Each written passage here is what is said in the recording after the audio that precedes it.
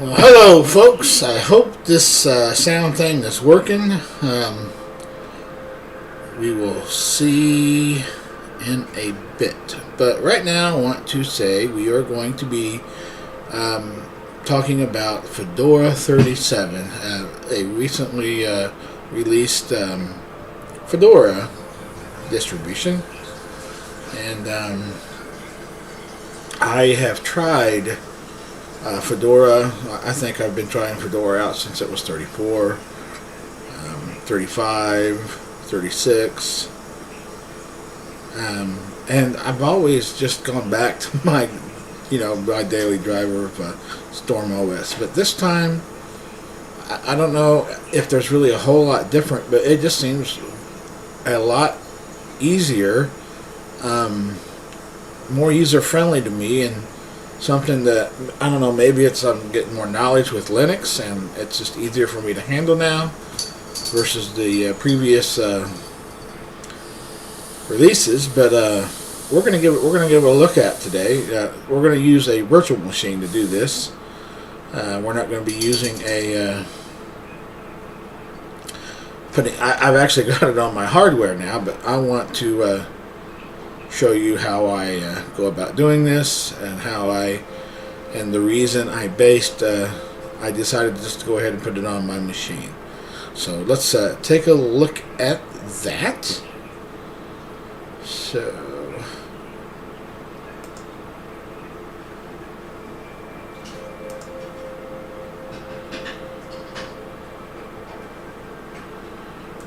transition over to my desktop, and you will see me now.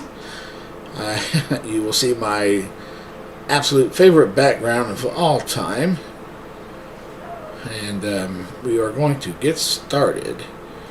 I'm going to pull up VirtualBox. Right here it is. Alright.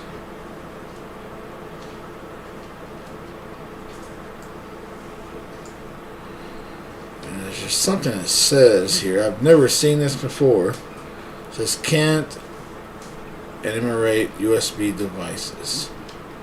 Or not need a USB device, but I'm going to click new here is what we would do. Wow, look, it already says Fedora 64 down here.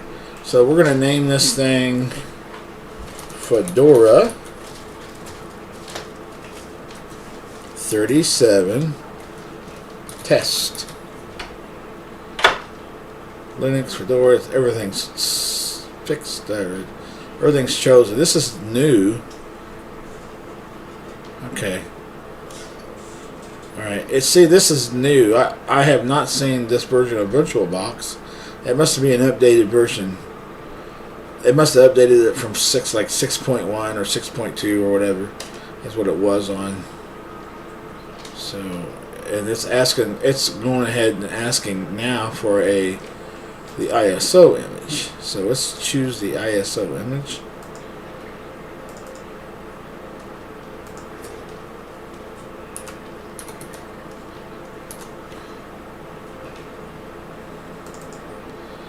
And we're going to take a look at Fedora. See, I still got Fedora 36, and some spins of Fedora.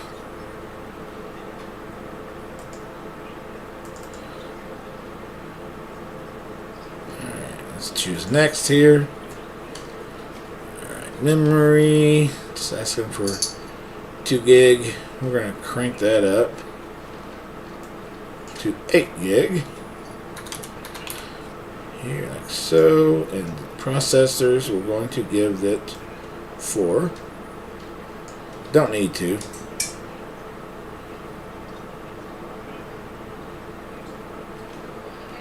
And we're going to click next here. And this size, it says it's wanting me to put 15 gig, and we're going to give it 100.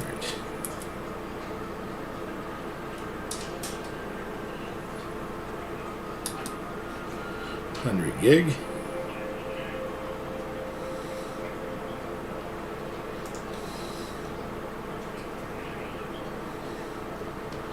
And that should be good. We're going to hit finish here. And we're going to go to settings.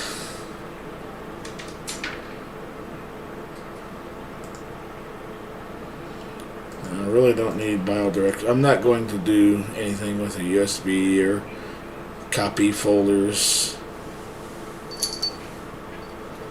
Actually, I might. So let's do biodirectional. I'm not so sure I put the guest edition in. So I'm not so sure that I could actually transfer any files over from this to system to system. Everything looks good. We're going to crank the video RAM all the way up to the max. Storage, it's already in there. I normally put that in over here. They've just moved it around. VirtualBox. It's just been moved around a little bit. No big deal. USB. Oh, they've added some functionality to the USBs. Okay. Shared folders. I'm going to go ahead and try to add a folder. And we're going to try to add my documents folder, Word. Let's add Fedora. Let's just add that file. Auto mount. And we're going to hit OK here. We'll just see if that works.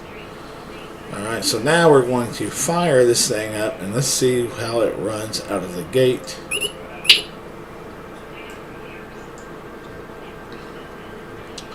So far so good. We're going to crank the start. You can do testing, you can do start, you can still test it with the start. I've never understood that. Maybe the option does something different, I'm not so sure. Maybe this just lets you test it, that there's no installation stuff on the test part, but we're going to hit start here and let's see here.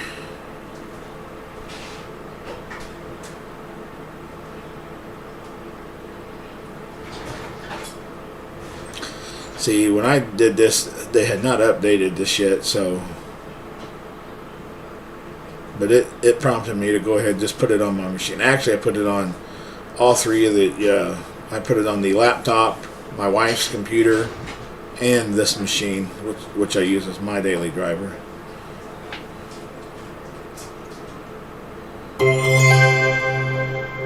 Okay, let's see if the resolution can be changed.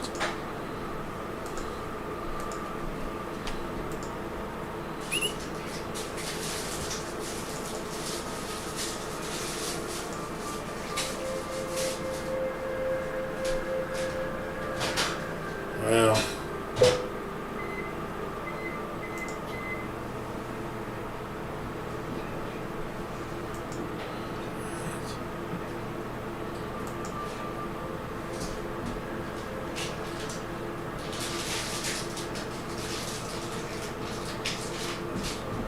right, use this. Yeah. It's a little better. We'll just keep this for now.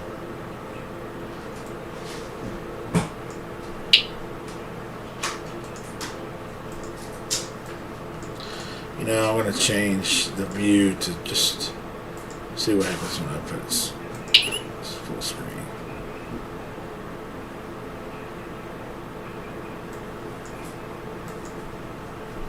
That doesn't look too bad, does it? Doesn't look too bad at all. Alright, so here we go. Let's see, out of the gate it looks like it's going to have I have the Mate the Mate I guess the desktop environment Mate will have some functionality on here. It's that image viewer that they put on here. Shot well. Internet looks like they're going to have transmission, Thunderbird, Pigeon, HexChat, Firefox. I don't use any of this except for Thunderbird. Office program. It looks like it's going to be LibreOffice out of the box. For sound and video, Xburn. That's, you know, if you got a DVD driver, and you want to burn DVDs, that's a good program to use. A TV viewer, you can watch TV, you know, with some free channels. Pro Media Player, I've never used, and I've never used MPV Media Player. I'm sure if Fedora puts it on here, I'm sure it'll work just fine. I do use Rhythmbox as my, that's how I play my music. So, alright, I don't use an onboard keyboard. But it doesn't look like it's very bloated. It's got the firewall, it's got the DNF, the updater. So it doesn't look too bloated. So we're going to go ahead and install this on the virtual box. And maybe I can get the screen the screen resolution looks good. It really looks like it's meant to be like that. So let's hit next here. Here's where we choose the disk. Here, done. Right, root. You don't have to do the root, because if you just do the regular user, it will give you root privileges in Fedora. Well, it has, and I'm pretty sure that it did as I put these on my machine. So we're gonna just make it a strong and complicated password here. Whopping 2 letters. Oh, I just gave part of my password away. It's 2 letters. You gotta hit it twice when it's too small. We're going to create a user. We're going to call this Fedora Test. And we'll leave Fedora Test here as the username. It's all got to be lowercase on username. And password, we'll make it the same password. Always make it the same. If you do a root account, make the password the same as your user account. It makes life a lot easier, because we are human, we forget, right? So let's go ahead and hit install. See how long it takes. You'll see that, you know, when we install a Linux system, that it installs way faster than Windows. And yes, I do a lot of Windows bashing, because in Windows you just don't have the freedom you have in Linux.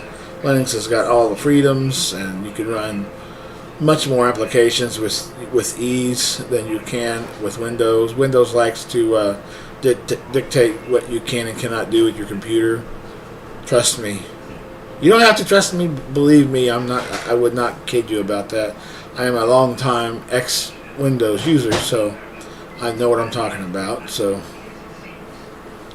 they force things. I mean, they force you to upgrade. If they didn't force you to upgrade, some of you would still be on Windows 3.1. Some of you would still be on 95. Some of you would still be on Windows Me. And why is that? Why? Because if it's not broken, why do you fix it? Okay? Especially when it takes so long to install, and you know, the hassle. So why would you fix it, right? With Linux, if you could test a half a dozen or more Linux systems out a day. I mean, you could get full control of your system on a Linux system and try many of them out. Install them on your machine. Completely wipe your hard drive. And you could try at least a half a dozen out with ease. And can you do that with Windows? Probably not. It would be probably too hard.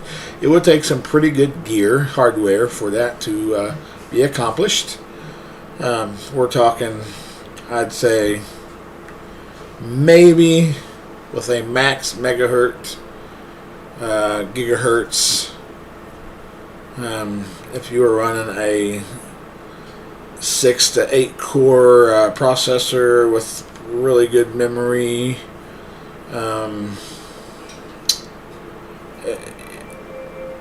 Maybe if you overclocked it, I mean, and you were running an NVMe hard drive or a SSD, you might be able to pull 2 off, Windows off. But you could certainly do way more Linux. And we're talking have everything you like to run installed on the Linux. Windows, probably not going to happen. One thing that happens with Windows that doesn't happen with Linux is let's say you buy a printer. Let's say you bought a printer in 1985. The likelihood of that printer working in this day and age on a Windows machine is very unlikely. Okay, first of all, they don't even put, don't even make computers with the old, parallel printer ports and COM ports and stuff anymore. So the likelihood of even doing that, if you go out and build your own machine nowadays and put Linux on it, the chances are that you couldn't on any new machine. You would have to buy a card or something special to do that. But if you still have your old hardware from Windows where it had those ports, you could absolutely run those things in Linux. Linux would run. I am positive, 100% positive, that you could run those on Linux today, in this day and age, if you have that old hardware. Windows, not going to happen. I'm just being frank, straight up with you. It's just not going to happen. Linux is the boss. Just because, do not let it scare you that maybe this is an slight exaggeration. Let's say 10% of the world uses Linux and the other 90% uses Windows.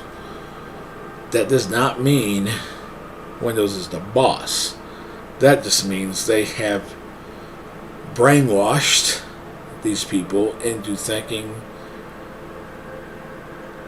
that they're king. Okay? Let's finish here. That's one. Okay, here I just hit finished. Typically on a normal Calamares installer or any kind of installer, usually when you hit finish there, it automatically restarts and reboots your computer. Fedora for some reason doesn't do that. I'm not sure why, but maybe there's a lag. I don't know. But I've waited on Fedora and it's never happened. So we're gonna go ahead and hit done here and hit restart.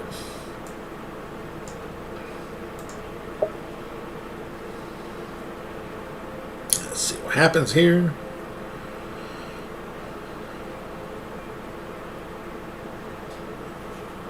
Alright, I just seen something that happened.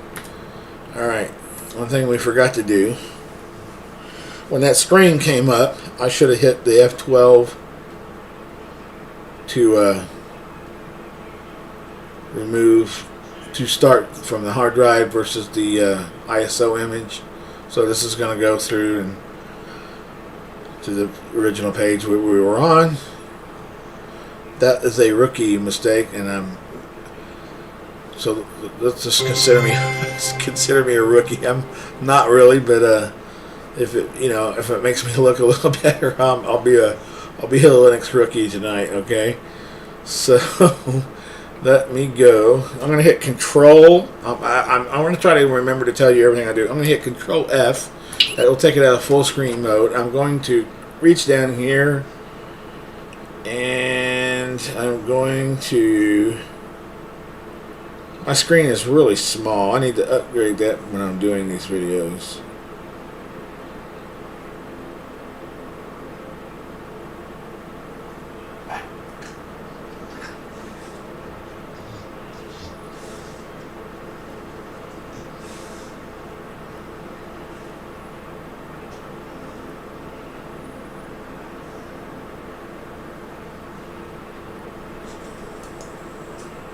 Remove disk from virtual drive. Force unmount. So now I'm going to hit Control F again. I don't need to see this each time. We're going to restart again. Did I lock it up? Maybe it was still trying to unmount. So we're just going to hit Control. Oh, here we go. Quit. I've bogged it down, it seems. Maybe I didn't give it enough juice. I really actually think I did. But I'm going to hit Control-Alt-T. That should bring a terminal window up. And if it doesn't, that doesn't mean it shouldn't. So here's what I'm going to do. I'm going to hit File here. I'm going to hit Close. Power off. That will definitely do the job. Then I'm just going to hit Start again here. That should... hit 1 here.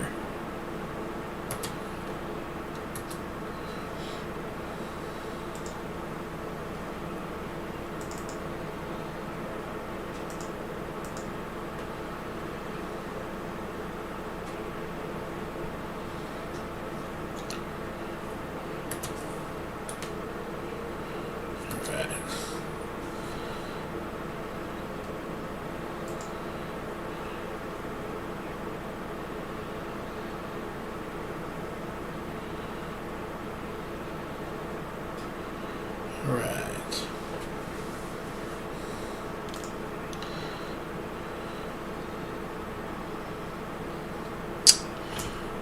Password. There we are. We are in Fedora 37. It is on the hard drive. Now let's see if it changed the settings to where you could actually put what it is. And then automatically, okay, it looks like Fedora automatically found the right display layout. So I don't like. All right, here's one thing that I do not understand. I am an X icon guy. I've put every icon that I had on my machine on my desktop. my desktop. And but I'd also like a certain background. But if you like a certain background, why would you taint it with a bunch of icons all over your screen?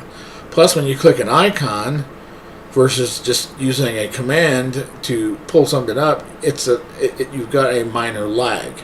You've got a minor wait time. So I'm going to remove these icons. I do not like them. If you do, just keep them on. Here. Turn that off. Alright, so I like backgrounds, okay? Now let me see, since I don't have anything on the terminal or anything on the desk bar, unless I put it on there either, or the taskbar rather. Let me move that over here. And I'm going to edit this.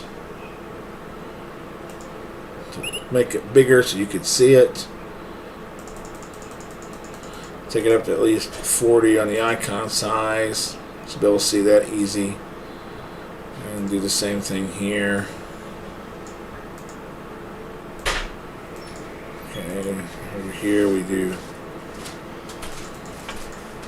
28. We'll do 28. I'll do 30. And we're going to take this up to 40. Alright, that looks okay. Easier to see. And let's take it out of edit mode. Alright, I don't like the menu. I like the menu icon here, but I don't like the menu there. I don't like it to say menu. I know people ought to know when they click the Windows button or, that button, the same button for Linux, what's going to happen. It's going to bring up this menu. Alright, so I don't like the menu, so we're going to hit configure here. Custom icon. I'm going to take the menu off. And this is the basic Cinnamon. I use the Cinnamon desktop. It's just my favorite desktop environment. But I like the Fedora icon better, so we're going to hit FED for get Fedora to come up, and there it is. The icon's back. Alright. And SE Linux, we're going to, thank you so much, Byron. Alright. First thing first, SE Linux is like a security thing for Fedora. And I'll maximize this here so you can see what I'm doing. we're going to go into that config file for SE Linux. And to do that, you want to go into enter the folder in root mode. So you right click the folder here, and you're going to go open it as root, type in your strong and complicated password, and you're going to come down here and find SE Linux. There it is, SE Linux. Go open the config file. Darn it.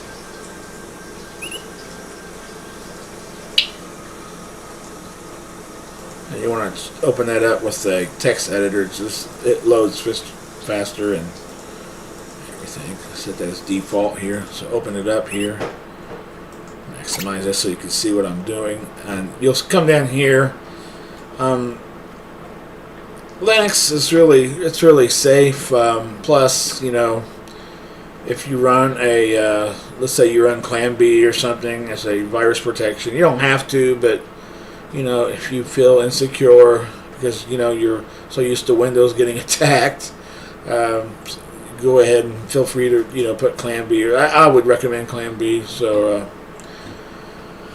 And instead of enforcing this stuff, the security stuff, we're going to put permissive.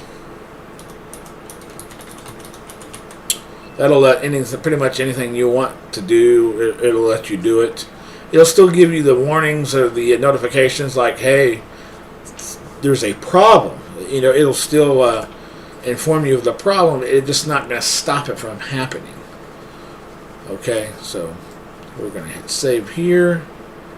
Did it hit save? Okay, I hit save. I'm going to pull it back up again just to make sure. Permissive. Okay, gotcha. Alright. Put that there. Put up here. Ignore. Nah, I'm going to choose not to even be notified. So it may not even notify me anymore. It might. We'll see what happens. But, now let me see if the bidirectional thing is going to work. Devices.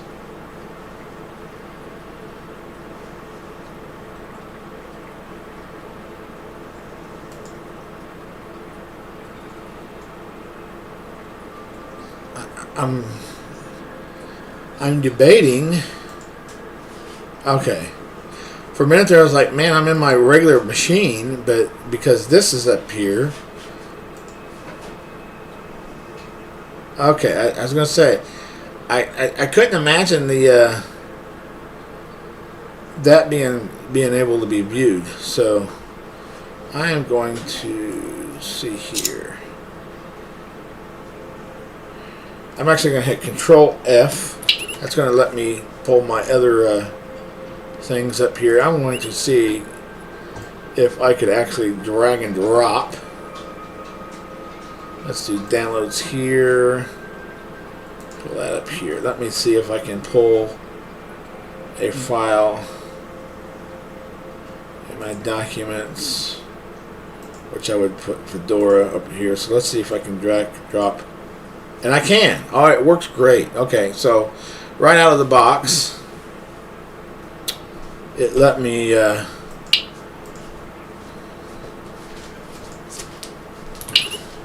put the file. It let me drag. Oh well, thank you, Byron. My son just brought me some coffee here because he's the stuff. Right, Byron? Yep. I'll use milk and sugar for mine. I put what was left of the creamer in your cup. You did. Yep.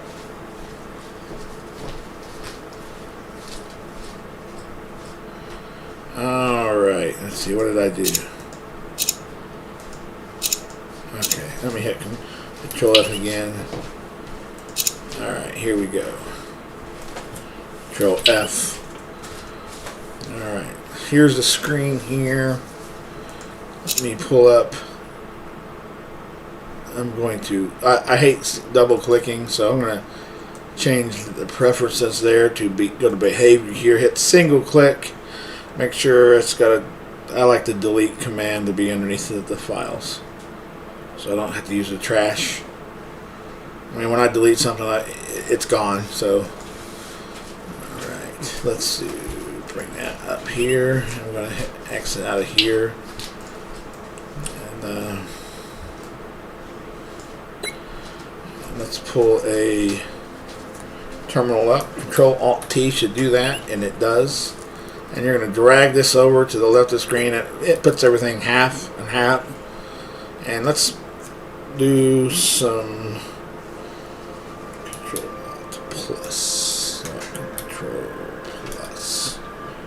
Control+. Control-Shift++. I'll raise it up so you can see what I'm doing. Okay.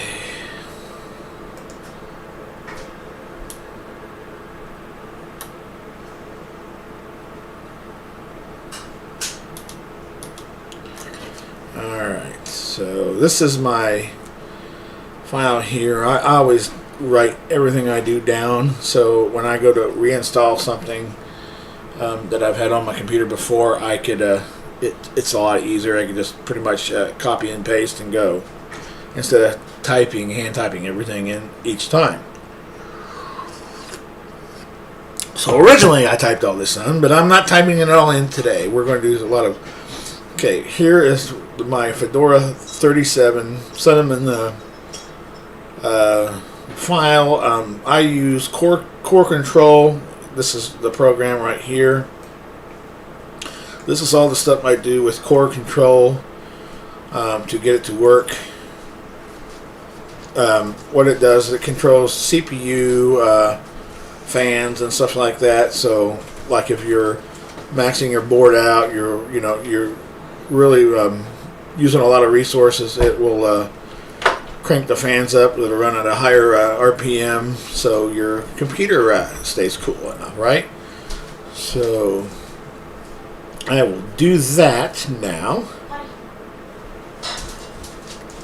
You know what? I don't really got to do that in a virtual machine. It's not going to find. Before we leave here, I will show you the Core Control and the reasons that we do this. It's something.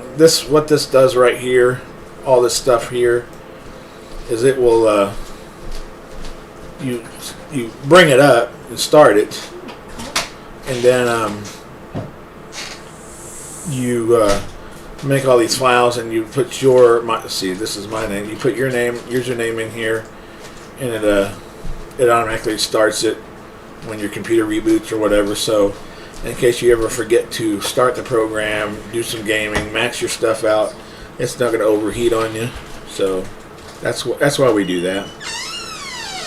Alright, so first thing I'm going to do is I'm going to copy all this,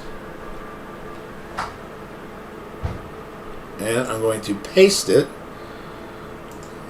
I name this Remove Packages. Oh!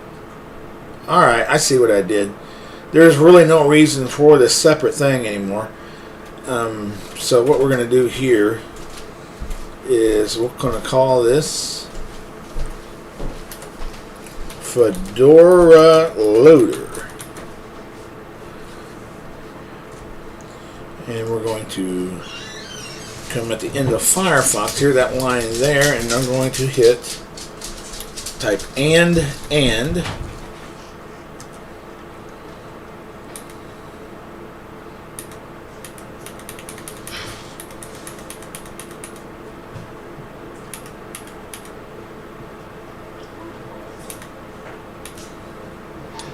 okay.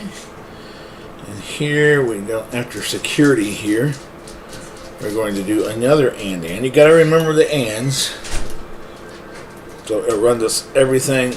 All these sudo commands will be done.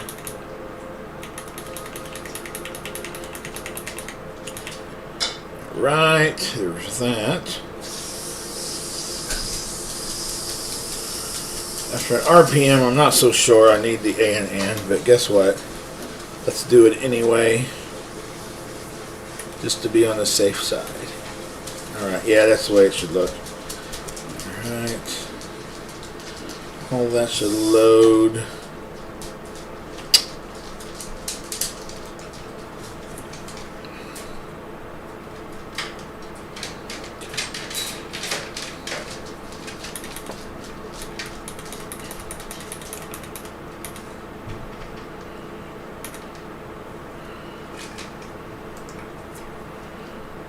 I'm going to put a space. It says I think it's part of that. Pretty sure now. Well, I don't think after a pip install that you have to do an and.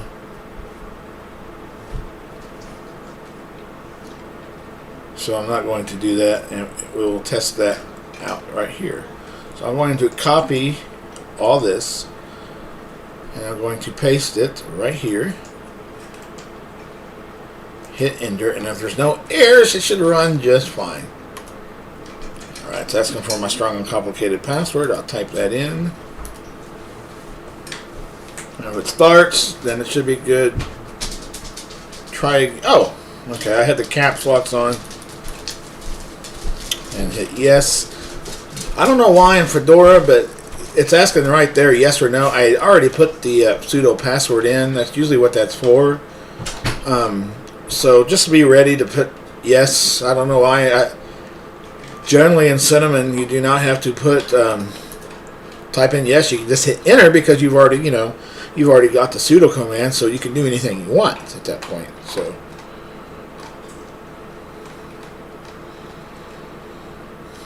Just going through the process here.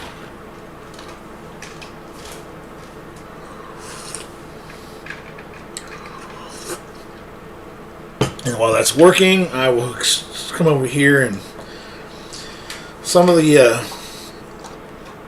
what I did. This first line here, sudo DNF, Fedora uses DNF package manager. It's great. It's actually my favorite. So, which second would be Pac-Man, but it will. I got it set to remove all these up to this point here, up to this and it's going to remove onboard, Xburn, XAUTV, Pro, MPV, LibreOffice Calc, LibreOffice Writer, LibreOffice Impress, HexChat, Pigeon, Transmission, Shotwell, the Mate Desktop Libs, and Firefox. I do not use Firefox web browser. It used to be my go-to after leaving Internet Explorer, Edge, and all those Microsoft things behind, which really wasn't that hard to do. I do have to say, I liked Internet Explorer better than Edge. I didn't give Edge a really good go, so I just don't like Microsoft. You just get used to a browser and you like to use it, right? You know. So if you like Edge, you wouldn't want to use what I use, which is Brave. But one thing I liked about I try to give a positive about things I just do not like. But one thing I did like about Internet Explorer is, like, if you've got children, you can completely block, like, IPs. I've never tried to do that in Brave, or the kids are grown. I mean, the only thing I can do is give them the best advice I can, and they're going to do whatever they want on the web anyway, so why block them, you know? But anyway, you could block websites completely, block things, and have, you know, more parental control with Internet Explorer, with, you know, some of the functions that are in it. So that was nice. I'd say that was really nice. So, but, you know, I just don't trust Microsoft at all, so I just choose not to run anything Microsoft. I mean, if you're really, if you're in the Linux, why even risk your? I mean, because, you know, let's say Linux is attacked. I bet the chances are pretty good that someone was running a Windows program in Wine or something, and it infected. I mean, it could happen. You know, you could run Windows programs in Linux with, you know, through some, we'll call it proxy, with, you know, a second, let me hear, with a two-party software, you know, something like that. So it's possible to do that. But it's just better not to leave. It just makes your computer vulnerable to attack. So, I mean, and my reasoning for coming over to Linux is just, it's, you know, the freedoms. Let's say there's no other reason. Let's just say Windows is better in every other category, be gaming, anything at all, hardware. I mean, let's just say Windows is better with every other category, but you get more freedom with Linux. I would still come to Linux because I like my freedoms. Okay, I'm sorry, I don't like my freedoms infringed on. I do not like to be told what I can and can't do with my stuff that I bought, that I purchased. So, and you don't get that with Linux. So.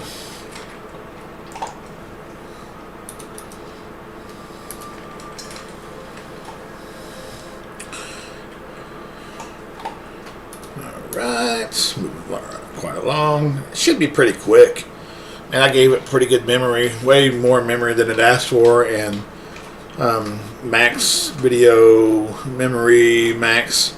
I didn't max out the processors. I could have given it all 24 cores or whatever, and it could run lightning fast, but it's in a VM. It should be fine. The only thing we're going to see, I'll show you the difference between the functionality of core control and the VirtualBox versus on my actual machine. So,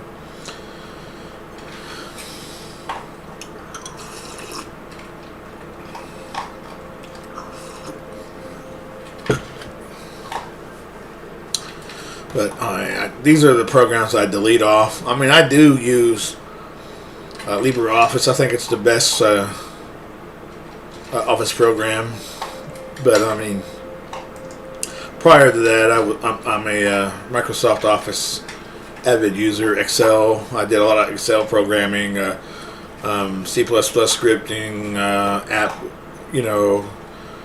designing, all that kind of stuff, web designing, a lot of the web designing stuff like you could do in Microsoft programs, Microsoft Publisher, and all that kind of garbage. So.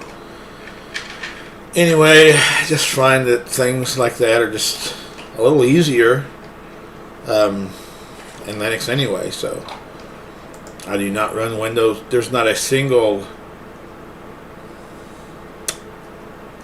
I'm pretty sure there's not a single Microsoft program that I use on my... I may use a app, but I stopped game coding. I stopped emulation and stuff like that. So there's really no reason for me to have Visual Studios or anything like that. I am trying to design my own system, and it's going to require some coding. So I will have to find an alternative to something. But they're out there. I mean, I'm just don't know where to find them just yet. I know where to look. A lot of Linux guys that I watch. Fellow YouTubers, and I could get the information from someone, but I find that I learn quicker and retain a lot if I just research it, and find it myself. I just find, even if it's a little slower learning process, that you retain more, and you're just more helpful to the community if you could teach, and explain and stuff. So I find researching, instead of just asking questions, going on forums, Linux forums, and saying, hey, how do you do this, how do you do that, where do you find this, where do you find that, just search it. I use DuckDuckGo. I don't use Google. That's another thing. I am ungoogled on my computer, to the best of my knowledge. So I just use the search engine. I use his DuckDuckGo. I use DuckDuckGo, a extension, and it's called DuckDuckGo, and I use the Brave web browser. So, you know what? I just lied. I guess I am not completely ungoogled. Some things you want secure, and I really do like the Google Authenticator. I don't know how safe that is, though. So, I mean, I'm looking at alternatives for that, but I'm really not concerned. If someone completely robbed me of my my game. I mean, the only thing I got used Google Authenticator for is for security, and the only thing I got is a game called RuneScape. That account is bound to an authenticator, so nobody could just log in at random and take all my stuff. But even if they got my account, they're not going to gain anything. I already gave my wife everything in my account, all my money. I had, millions of dollars in the game, and my wife was blessed with all that stuff. So if they want to have my account and build it up, let them have it. I will never log back into it. So, well, I guess some people can't say never. I just, when I feel convicted about something, I usually don't go back. I usually don't try to if I'm delivered of something, or I don't try to revisit that. I don't try to tempt myself into doing some of the same silly things I did in the past, right? So I will never need it. So if someone took it, that's okay. I mean, I made that account, made it good. I can make another one just as good or better. So if I ever decide to play it again. So that's where we're at.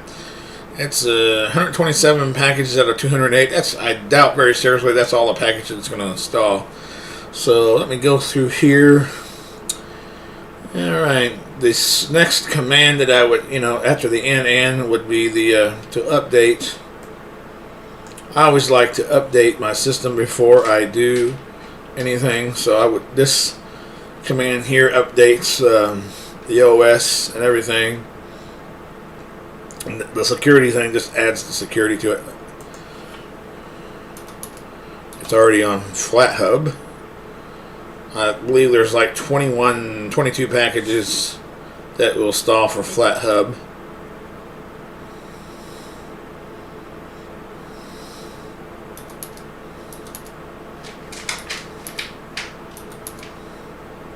Yep, 21. That'll be a bit. So that would do that, and then you type the and after you're done with something, you would want to and if you want to make it all one type, put it all in at one time to run it instead of typing each one of these commands singly. Then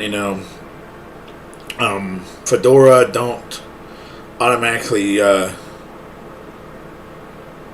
Honestly, I didn't even check. I don't think it. I wouldn't think it would.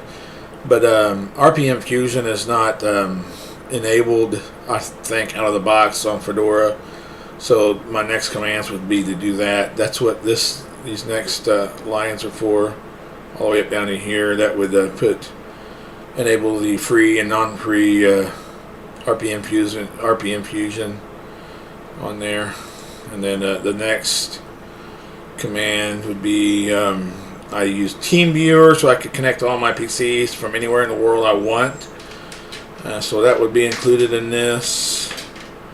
And my flat packs. The flat packs that I use are, let's see. I really forget. Oh, that's when I just install the flat packs. The other flat packs are below. But anyway, the things I install are Git, a couple of things to do some coding, Snapd for installing snaps, NeoFetch, Core Control, Quadra-Puzzle's a game, RitualBox, Kmahjong, Stacer, Audacity, Flameshot, Krita. Then my flat packs I install are OBS Studio, because I don't like the one. The Bora is a really good program. Operating system. It's based on Fedora, but Glorious Egro has done a phenomenal job with that, and he absolutely Fusion, RPM Fusion, all that stuff is it's installed out of the box. OBS is installed out of the box with some tweaks, but the thing is with that version, whatever he's done, or it's maybe me doing something wrong, but I could not connect my YouTube account to OBS. I had to uninstall it and then install the flat pack, and everything worked 100%. So I've been doing that ever since. And I use the Zoom flat pack and VLC flat pack. Now, if these programs I find later that are in the DNF repositories, whatever, I will not use a Flatpak or a Snap if it's in the repositories, unless, like the functionality is not, to my needs. It doesn't, if the program doesn't meet my needs, I will use a program that is, right? So at that point, I would go to a Snap or Flatpak. So Zoom, I use Zoom. So I can talk to other people. Zoom's really not that secure, folks. I really don't think it is, but just got to keep an eye on it.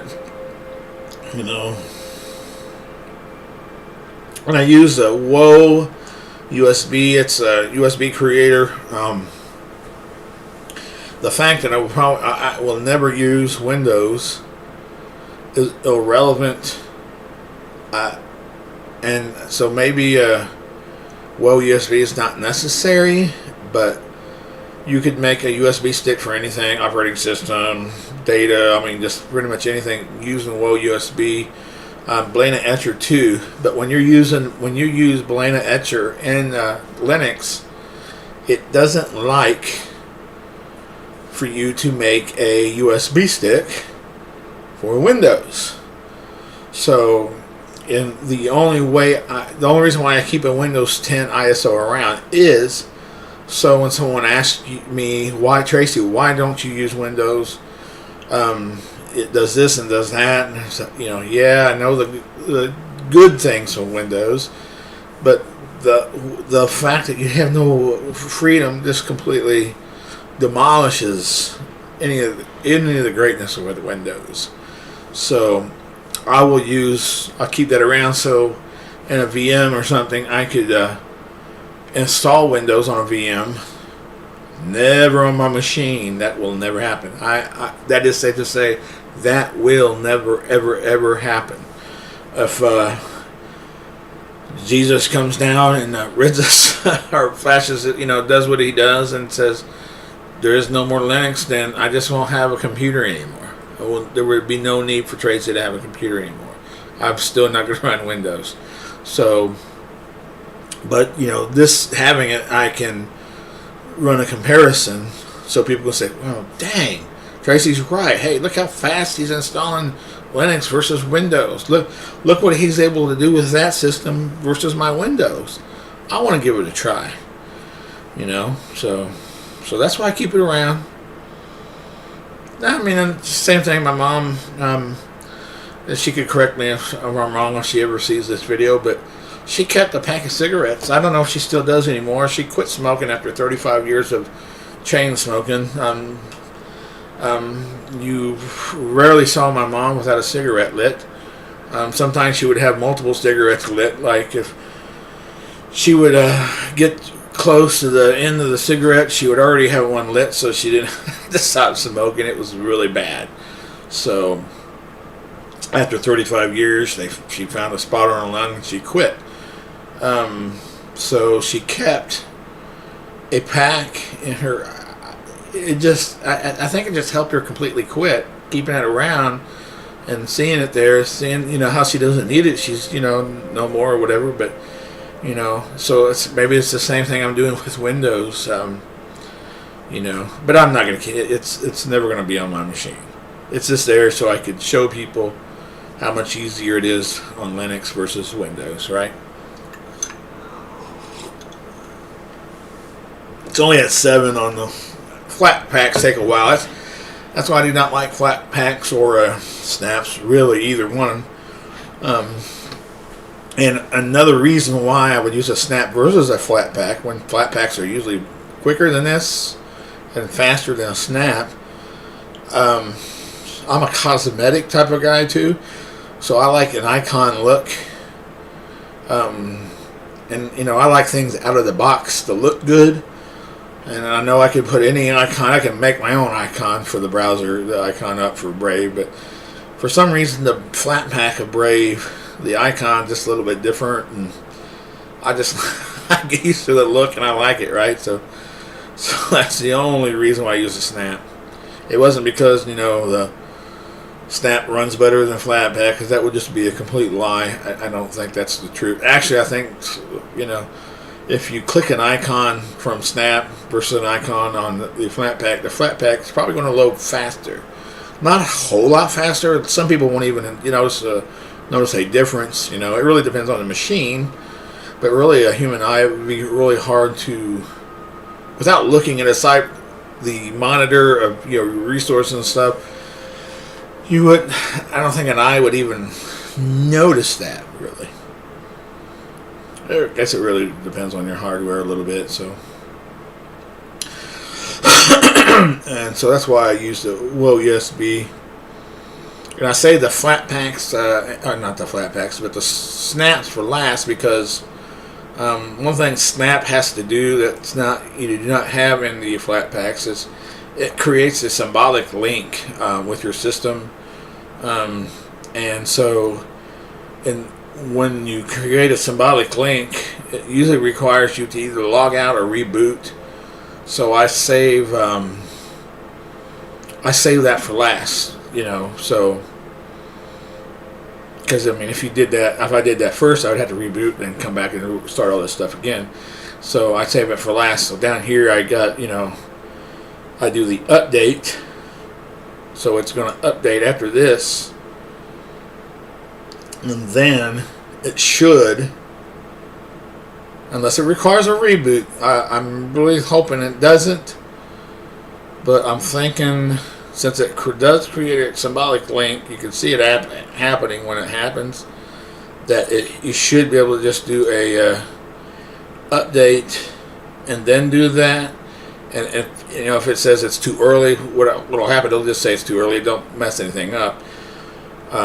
It'll say too early. Then you could do a sudo DNF update and then run that same command again, and it should work. Or you could, rebooting would definitely work. It should, All right, let's see what's installed already. There was already Office. Grab it. Critta Flame Shots on there. Flame Shot. The 2 regular non-Snap Pack games are installed. Let's see if the core controls installed. Yeah, core controls installed. So I'll go ahead and pull that up. Right now it's asking for a password because I don't have any of that stuff done on the side there. Global here. Yeah, it's not going to show anything. So, there's nothing I can show you. Normally here, there would be 2 options here. It would find your GPU and your CPU, and your fan controls and stuff would be over here, and some other controls over here. And then, so let's click. There's nothing to click because it's in a thing. And then you would just go to settings here, and you're going to start minimizing the tray and close it out here. So while that's loading, I'll go ahead and show you what I do here.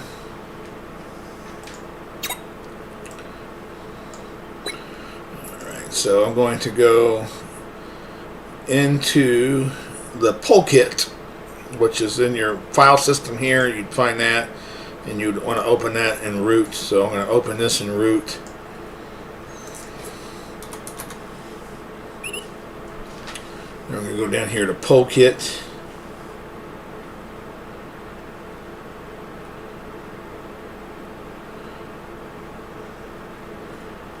There we go.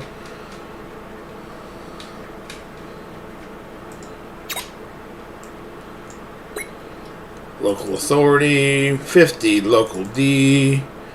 I'm going to make this file.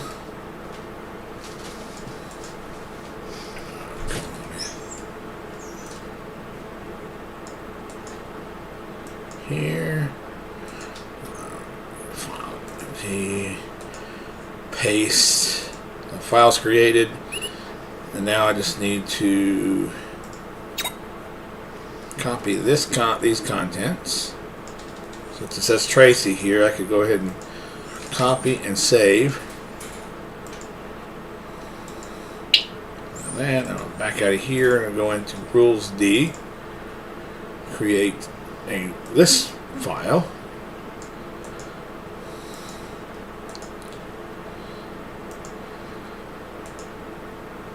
paste that. Open it up.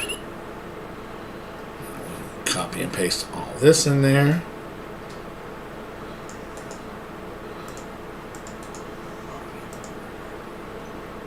Save, exit, exit. And while I'm here, home, I'm going to go ahead and put NeoFetch is another thing I install. Show hidden files here. I'm going to open my bash RC up right here, and underneath of that, one line or two. It could be right here, or it could be down one more. I'm going to type NeoFetch,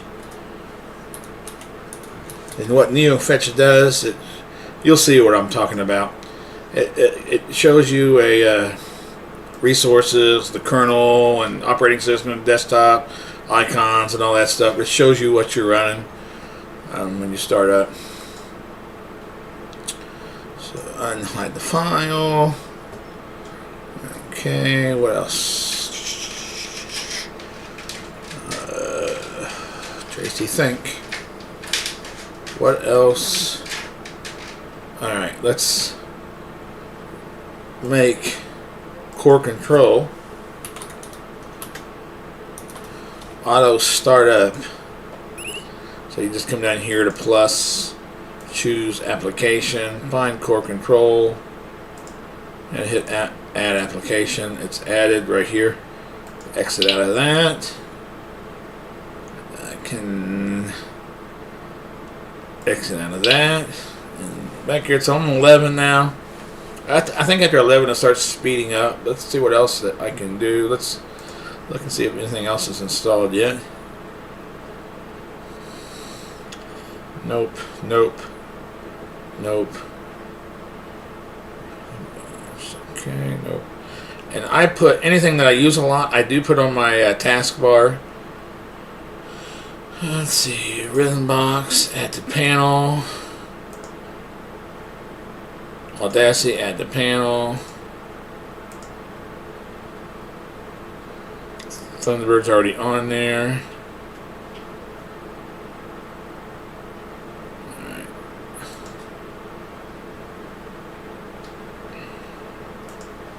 And one thing, if you do have Thunderbird, always export your set after you've got all your email accounts set up. Export that out to a file, to a zip file, and that way you can completely dump. You can put, Thunderbird on any other system, and go to that and export your file, and you'll have all your settings and everything will be good to go on your new computer or whatever. And that would even work if you use it on a Windows. Not that you would want to do that, right, after being on Linux. But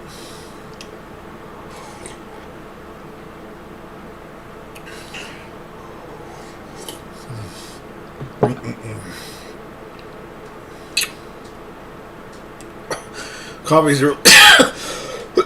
really delicious, but I swallowed it wrong. Okay, core controls right here down at the bottom of my screen. Hope you can see that.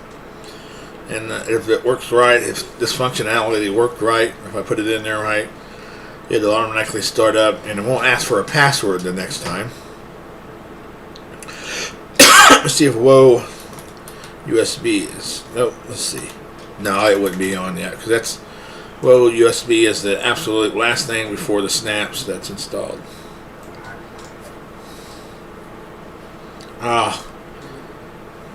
Didn't. See, with a space here. I don't know. I hope that I didn't. I hope I spaced that out. I didn't just type all that in.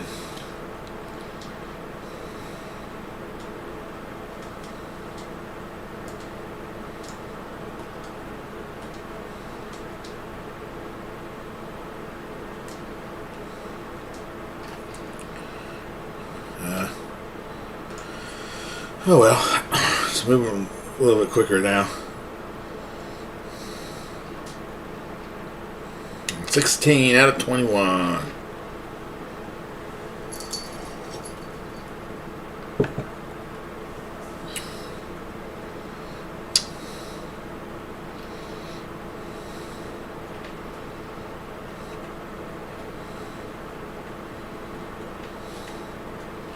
Okay, Control F.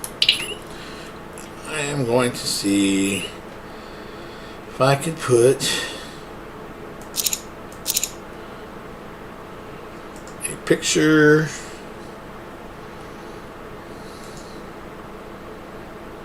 copy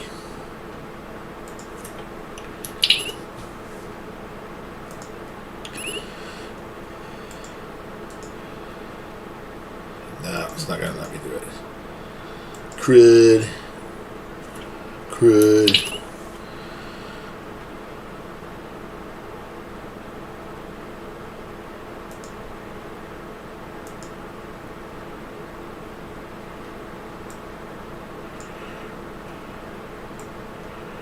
Let me see if it lets me do it this way.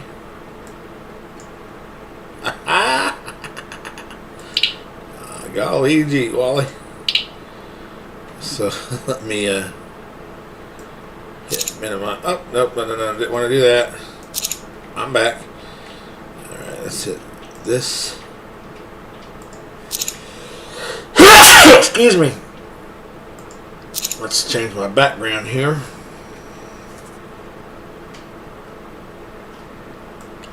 To my handy dandy background.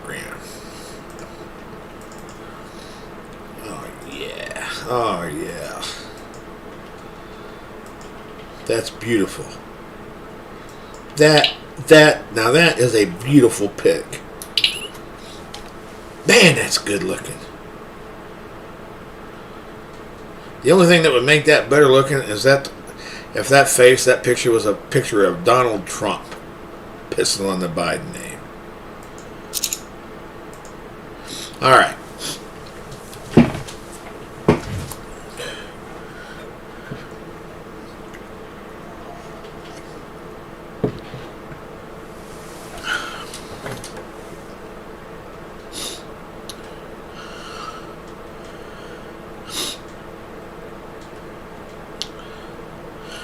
I guess this is taking a little bit while.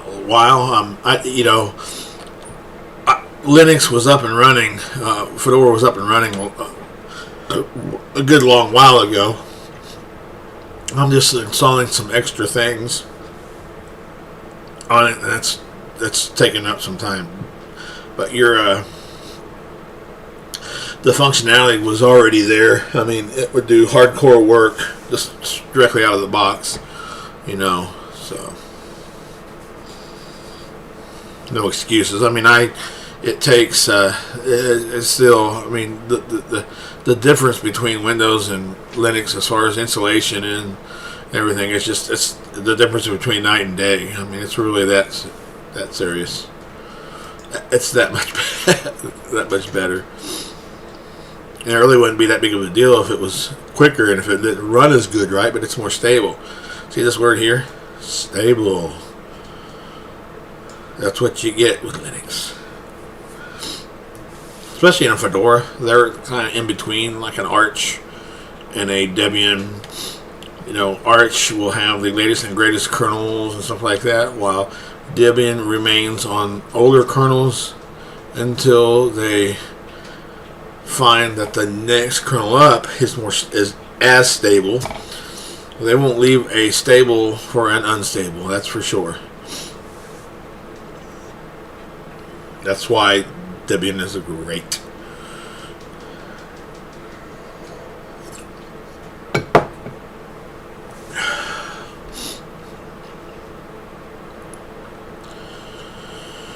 Alright, come on. I want to show these people.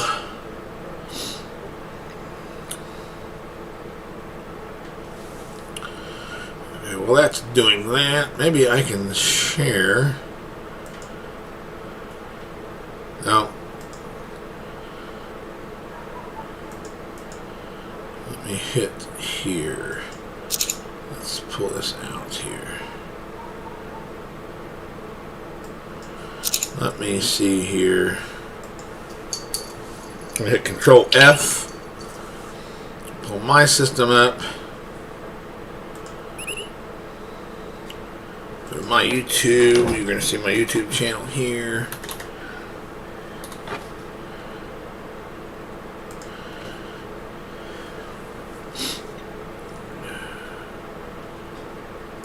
Linux.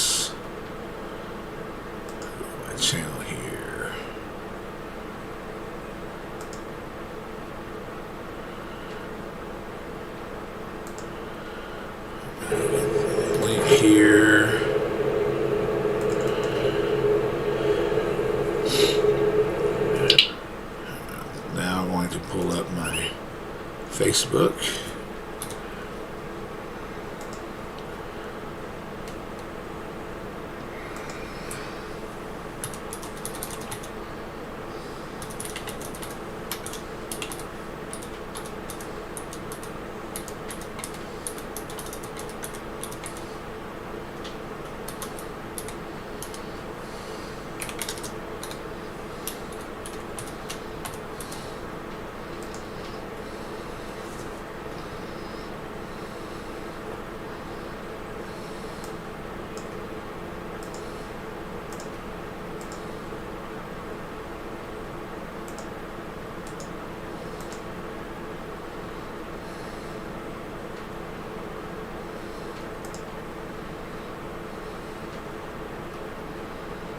Okay.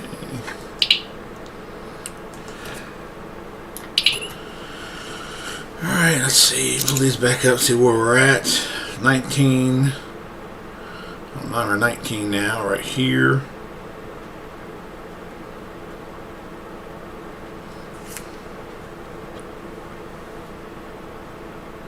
Still a cop car?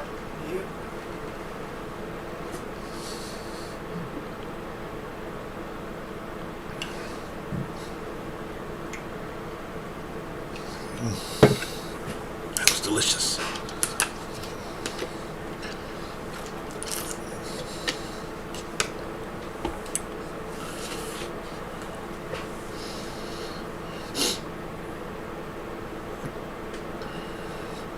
See, I've done all this with just one copy and paste so far. How many? I mean, can you do that? You could probably make a script or something for Windows to do something like that. It's probably not going to install everything with one swipe for you. It's probably not going to happen. Alright, it's asking for my password. Let's put that in. It'll probably do the, oh, caps lock. T. There we go.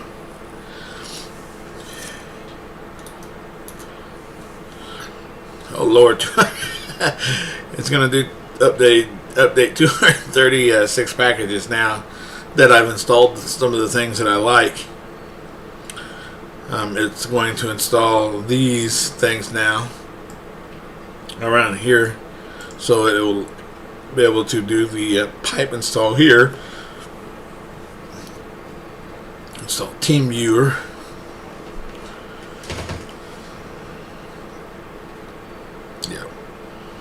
Yep.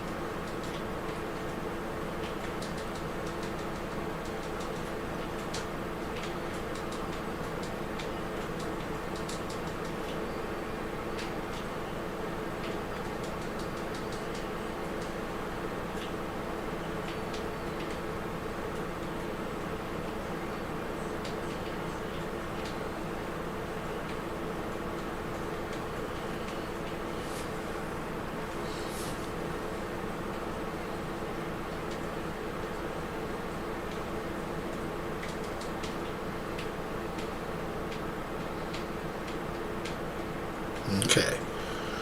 Alright. So what's going on, folks? Any action back on your ranch, or your home, your wherever you live? Anything exciting happening? Have you seen any good movies lately?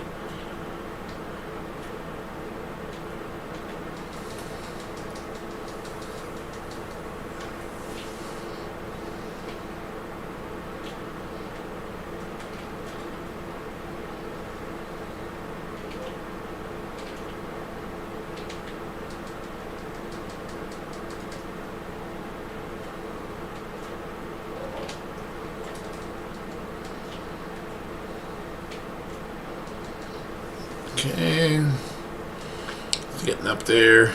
Come on, man, come on, let's get her done.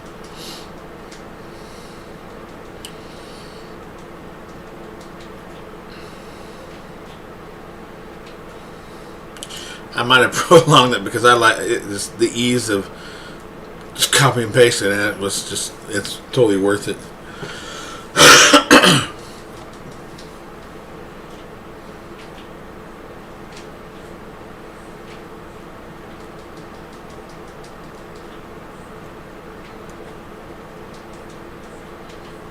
Plus, it's in a VM with the resources that I'm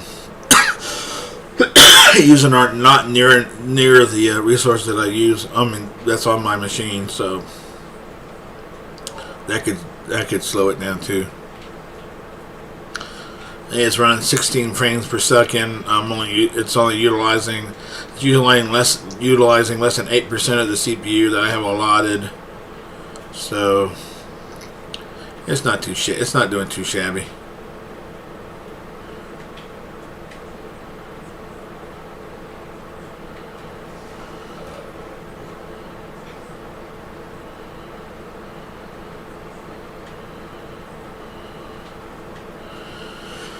Right. If anything, I'll have to do the snaps after this. If it doesn't, I'm not so sure that I'll have to space the space down here. And I'm thinking this space right here would need to be in there, or it'll continue thinking this is all one line, which it would not load. It wouldn't load. It wouldn't load if it thought it was. So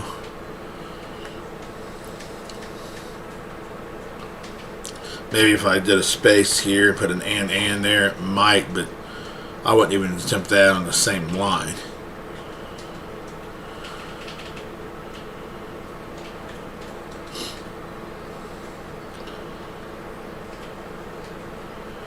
Right. Come on, man. Let's be close or be almost finished.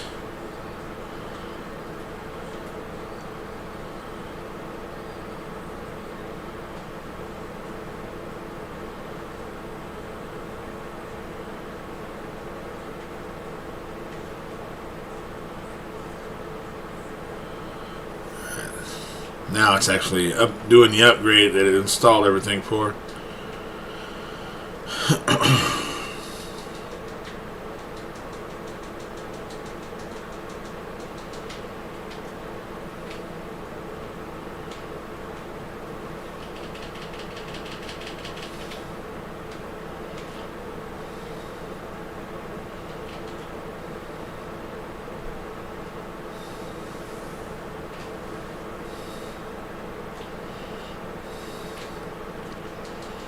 Plus, there's another thing you can do. You could speed up the mirrors and everything. I haven't done that yet. You got to go into the DNF and go to the config file, and you can change the amount of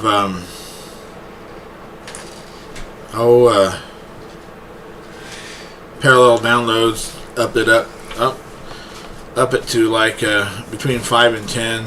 I always put 10 down, but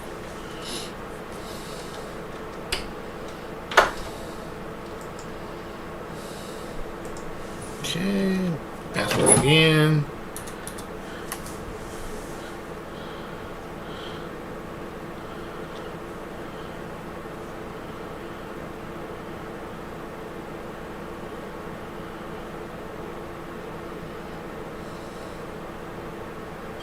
Okay, that was the development tool. So the end is actually near. Well, the end of the regular stuff, and then it'll do the snaps.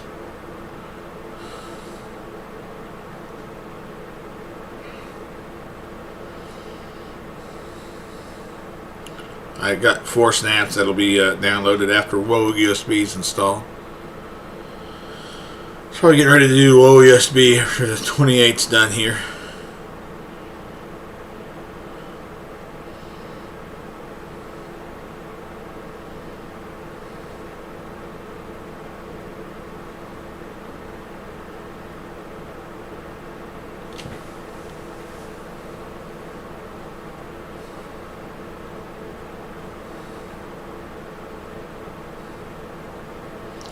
Yep.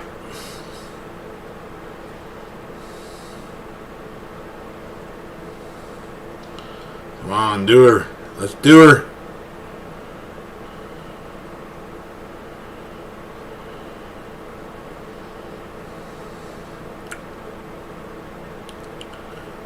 There we go.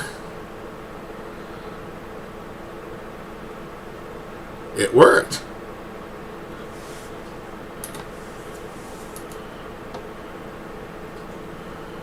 So, well, USB is on. Ah, it said, this is what I was kind of hoping. Let's see. I mean, I'm not going to say, I can't change that now, but I should have put the and.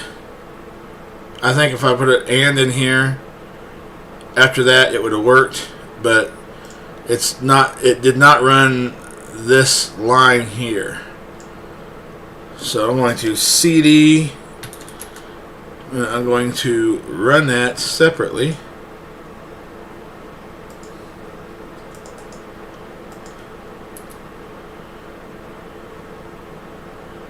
See, now it's running just fine. So it just needed to run the and, probably would have solved that. Or, you know, what I could have done is, if I was not sure about it here, I could have put it up before well USB. So I could have done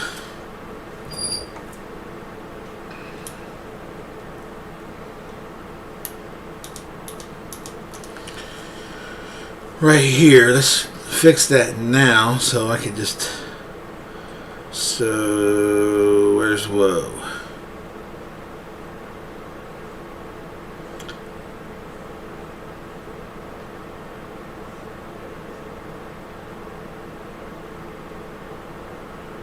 So we could do this, and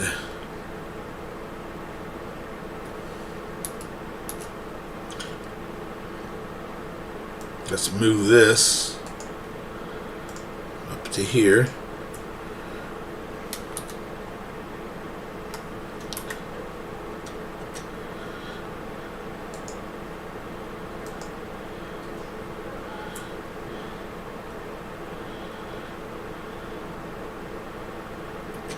And we'll go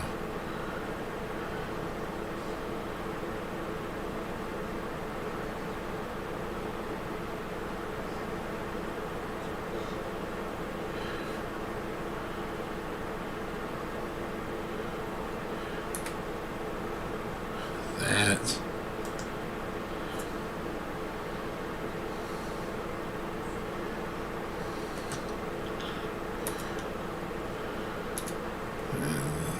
Sudo reboot.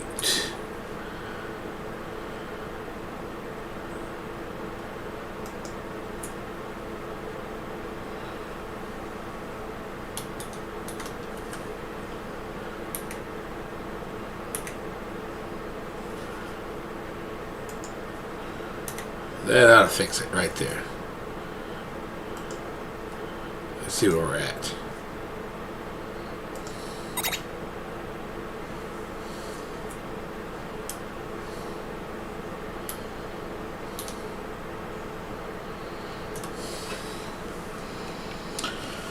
We're 5%.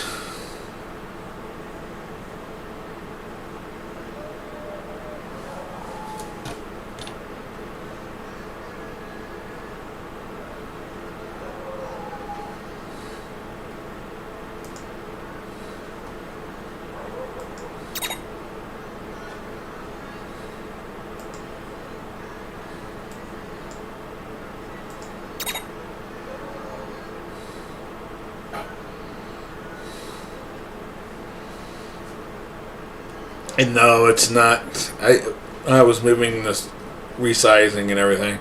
It's not installing 4 different LibreOffice programs. I mean, it's going to install the entire LibreOffice suite, but not 4 versions of LibreOffice.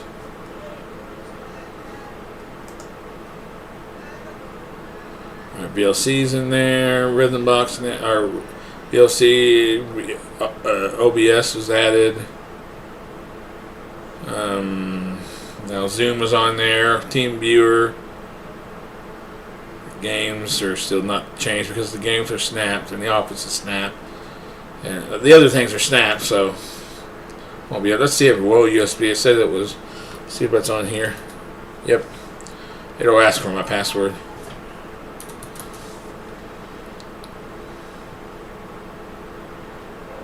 Okay.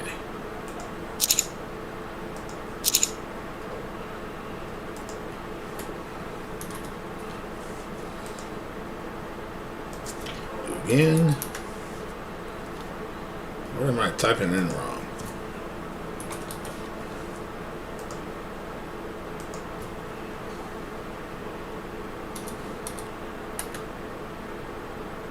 It's not going to run in a VM.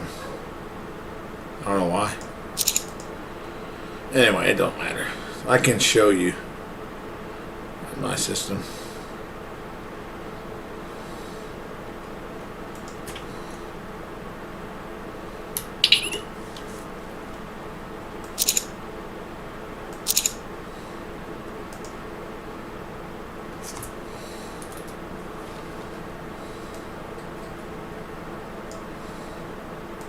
I think. So that's what Whoa USB looks like. You know, basic stuff. So this is how it will look when I'm done. On the other, you'll have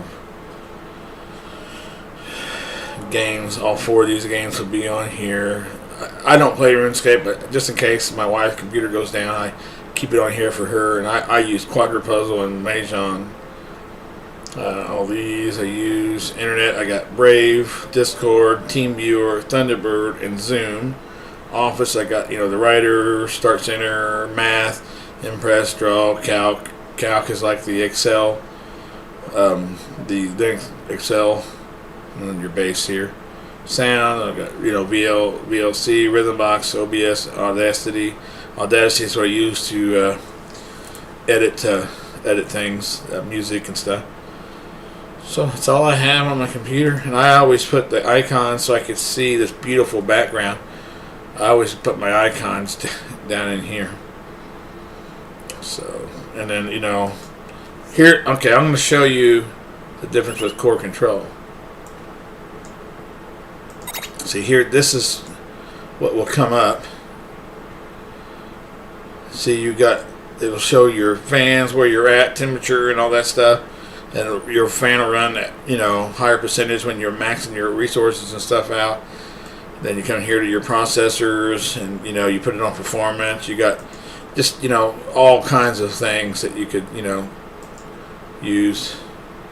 Just exit here, and it'll take it down to the tray. What else? Here's OBS. Back over to the other side.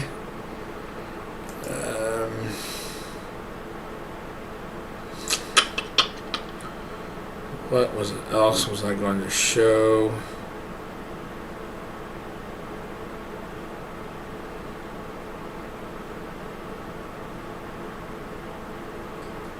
Oh, yeah. So when I do a terminal in this version, this is what you'll see. See all this information that comes up.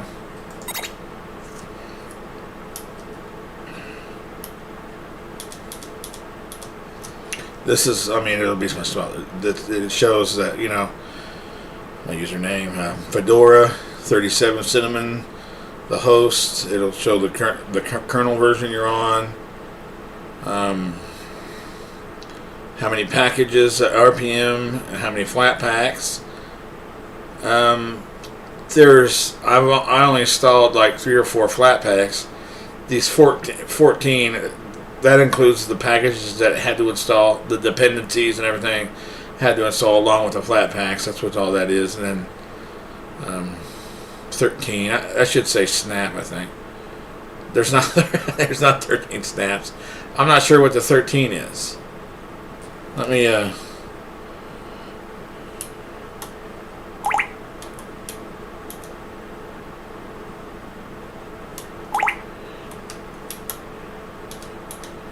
Actually, it might be snap. I don't think it's snap though. It would say snap, but anyway, this is how long my computer's been running since I've had Fedora on it. 12 cores. AMD. You know, this shows everything here. Then I could run Stacer.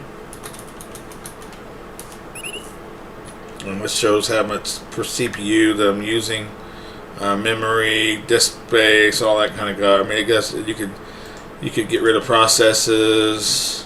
What's up here? Auto start, all kinds of stuff you can do with Stacer. It's a great program.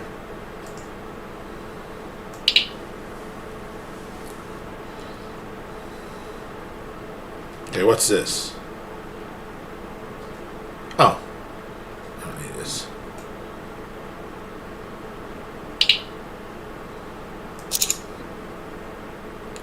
Let's see where we're at over here.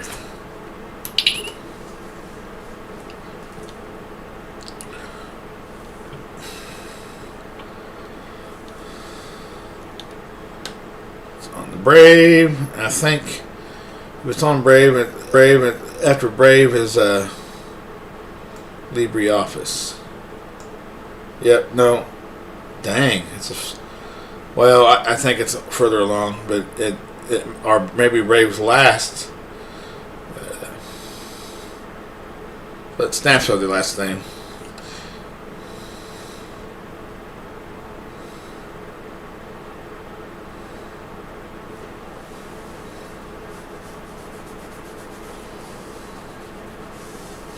One thing I'll do, I mean, it's not going to hurt while we're on the video. I'll go ahead and copy and paste all this in again. And if it reboots the computer, that means it's all working.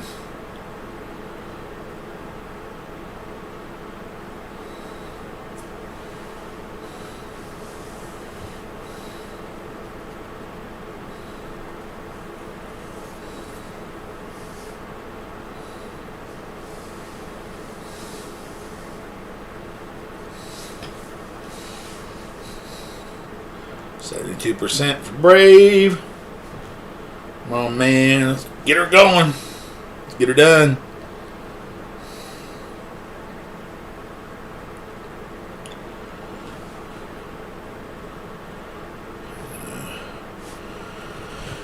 So, I'll show you while we're waiting on that.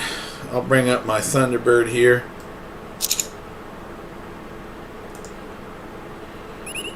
All my emails I got on this program, I got on here. I got my personal Gmail, which is going away after December the 31st. I've got work Gmail here.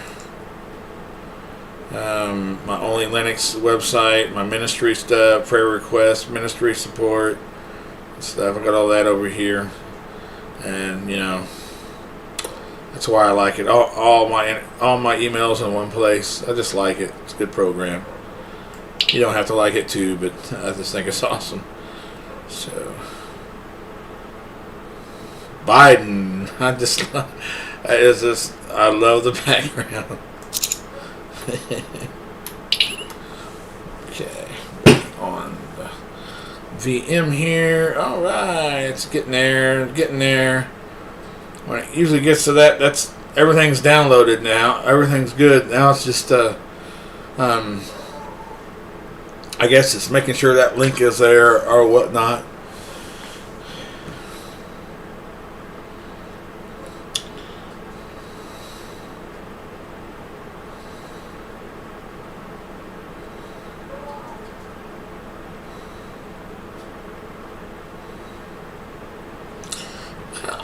Let's see, did I paste the whole thing in?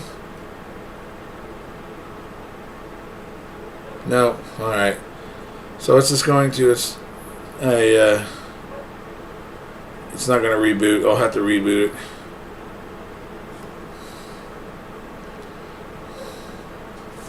it. It appears here that it ends with LibreOffice right here. It doesn't, yeah.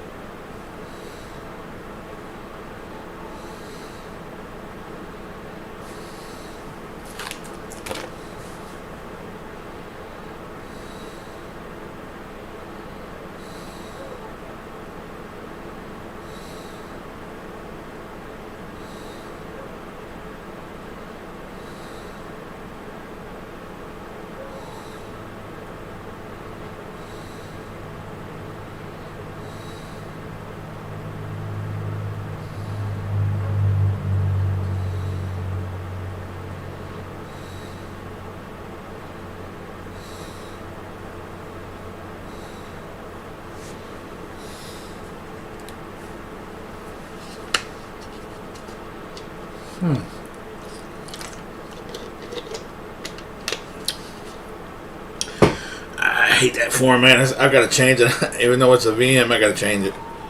I got to change it. Control F. Let me pull my time format that I keep.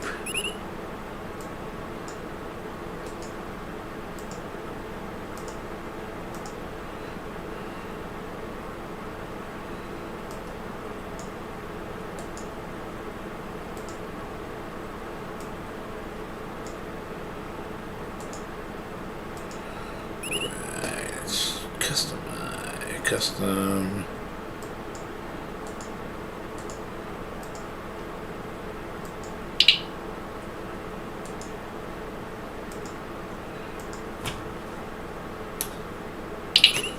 Alright. Now, it's a Saturday, November 19th. And it's 11:03 p.m. Wow, I didn't know it was so late. Like the day went by too fast.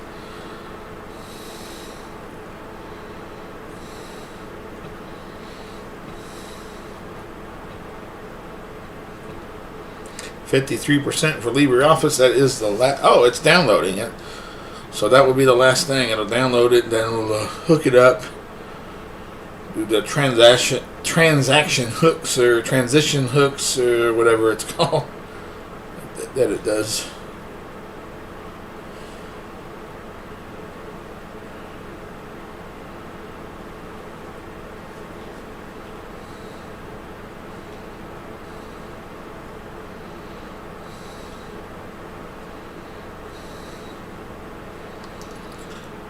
Running really.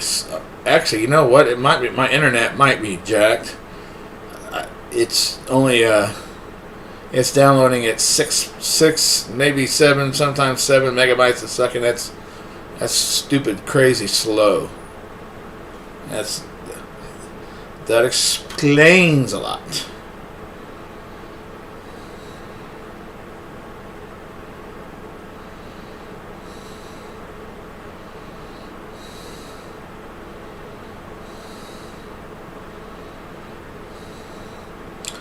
So really, ultimately, it doesn't matter how fast your machines run entirely. If your internet is jacked, you're not going to get things done as quick as you want.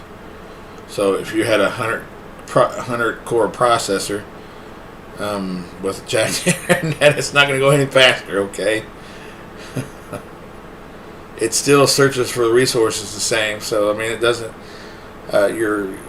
No matter how good your machine is, it's not going to change the internet protocols. You know, it's just not going to make it that much faster for things. So it will, the processing part will change, but when it searches for things, how TC over IP works. When you send that signal out, when you're searching for that down, you're looking for that down. When it finds it, it'll actually start taking bits and pieces. It'll take a small piece, a larger piece, and even a larger piece. And once it finds that happy spot, that's when it'll start taking those chunks, and that's when it speeds up the process. The bigger the chunk, the faster it goes, pretty much. So that's how that TC over IP works. So it looks for the small chunks, and it'll take larger chunks if it can.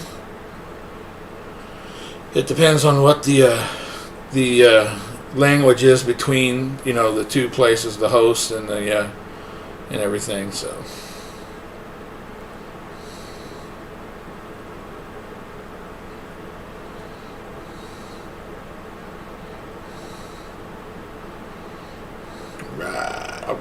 right.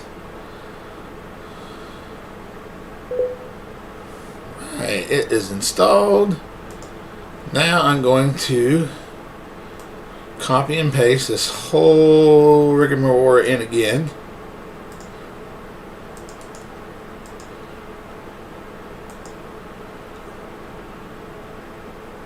Oops. That wouldn't have done anything. Reboot does not do anything. Reboot, however, does.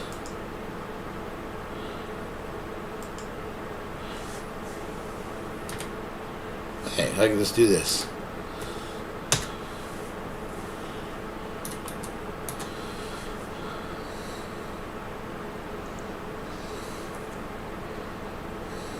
This will be crazy fast. It might do a download of TeamViewer. Yep, it's going to do TeamViewer.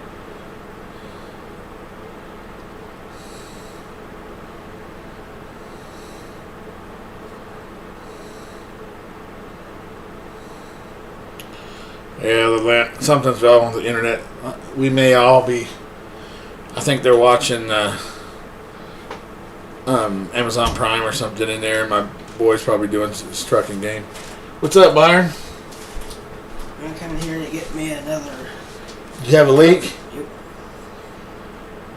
Oh, we'll have one more creamer though. I'm stuffed up anyway, bud.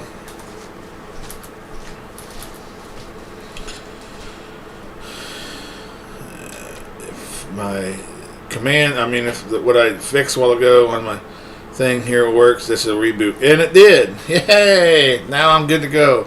Now I can save that and put it on, save it and use it. The rebooting thing worked.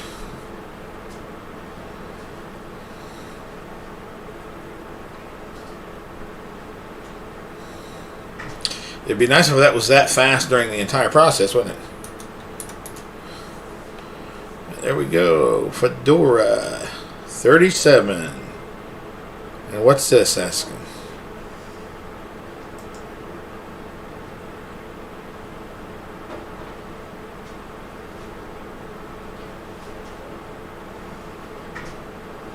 Why is that asking for?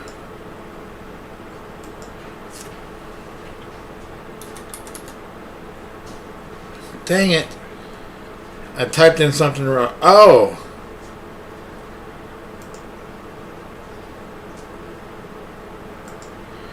But I know why.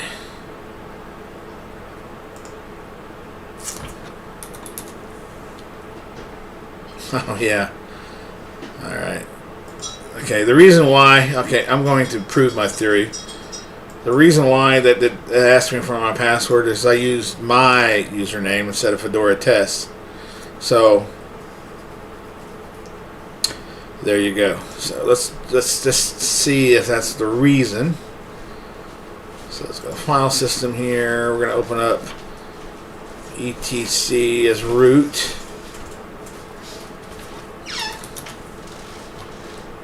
And we're going to go to Polkit.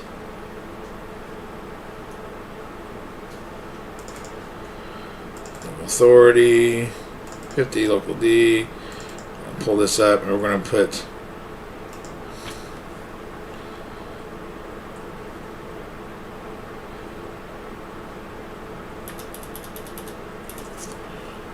Fedora test.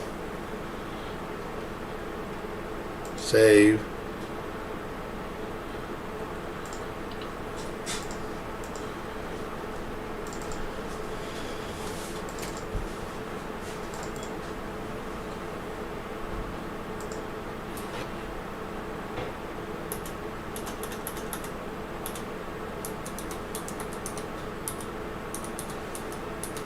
Fedora test.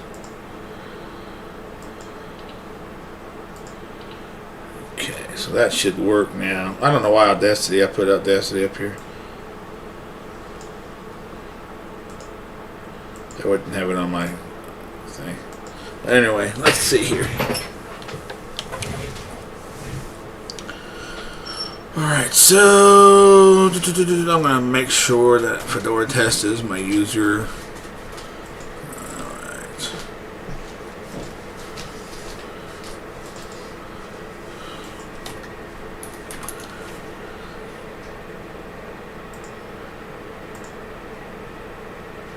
Fedora test, yeah. So now, type in Control Alt T. Yep. Nail Fetch was installed during the thing here. So now if I type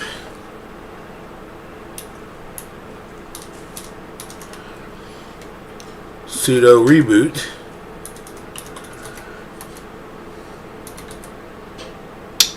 It'll start core control will start up, but it won't ask for a password this time.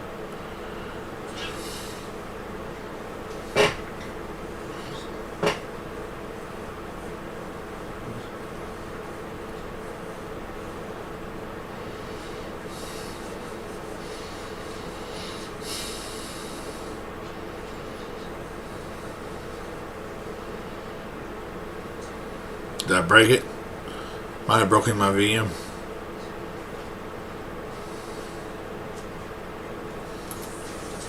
Nope, it ain't broke.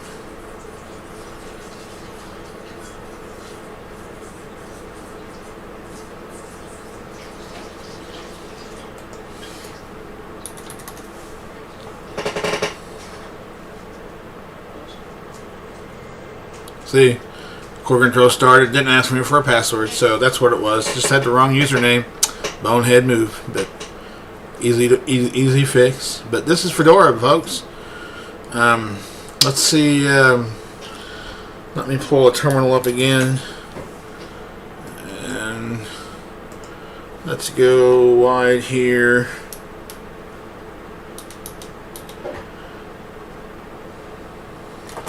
And let's type in Stacer. And see what resources I'm pulling. Alright, let's just go down a little bit. So it's using like 1% of the CPU. It's using with this you gotta understand here. This also includes the fact that I'm running OBS on my machine.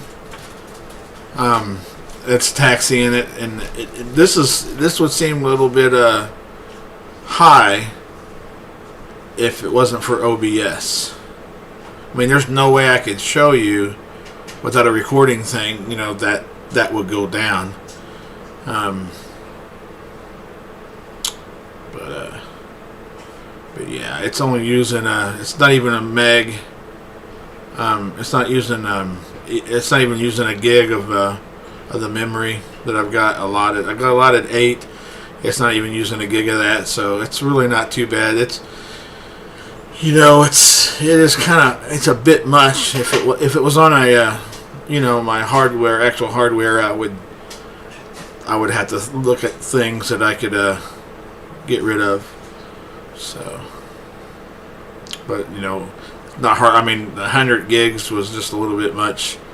I just wanted to make sure I had enough space, but you can see I got all kinds of room to install all kinds of stuff. So, all kinds.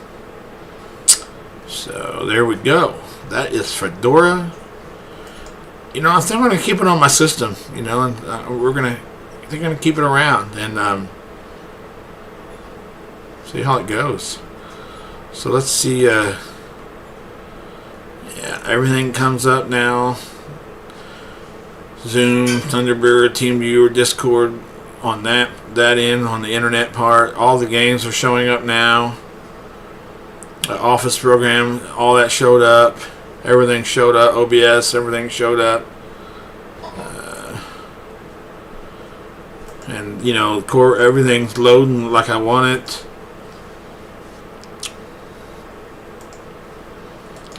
I just like it, guys. I mean, I just have a very good feeling about this.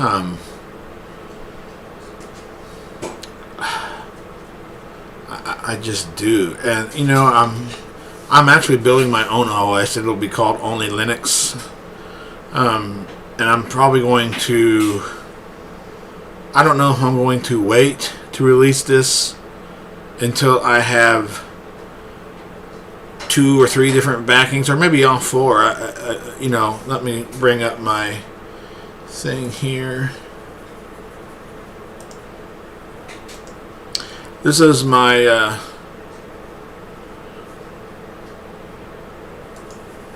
icon here. Change my background to it. I can't. I'm not going to do it. Anyway, hopefully you can see here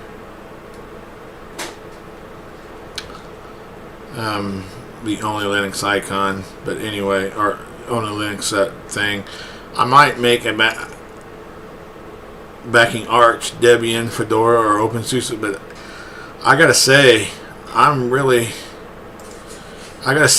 liking Fedora. I might make the OS Fedora based, and maybe I'll make a Fedora and an Arch based. Oh, I could do them all, but I'm really liking Fedora a whole lot. So, you know, the community's nice. Arch communities are awful nice. I mean, actually, you could use the Arch wiki for pretty much for so many different distributions. You know, you can find there's helpful information on the Arch wiki that is useful for every place, really. But so anyway, I'll be gonna end the video, and this is the next Saturday. Okay, next Saturday I will come back and we'll do a second look at Fedora 37. At that point, we'll still be looking at Fedora 37. Or I will say, hey, you know, something happened during this week and I had to get rid of it. So we'll see. All right. Love you guys. Peace out. Any leave comments? Anything you want to talk about? Any operating system, Linux operating system you would like for me to go over to review? Leave it in the comments below, and we'll get to it. All right. Or email me at. Oh, you know what? I don't have that up there. So I'm going to end the VM. Close. Power it off. Alright. In the VM. Let's give you my email address. Right here. Where would I want you? Only Linux is where I really like to be. Need your help. Hey. Leave. Alright.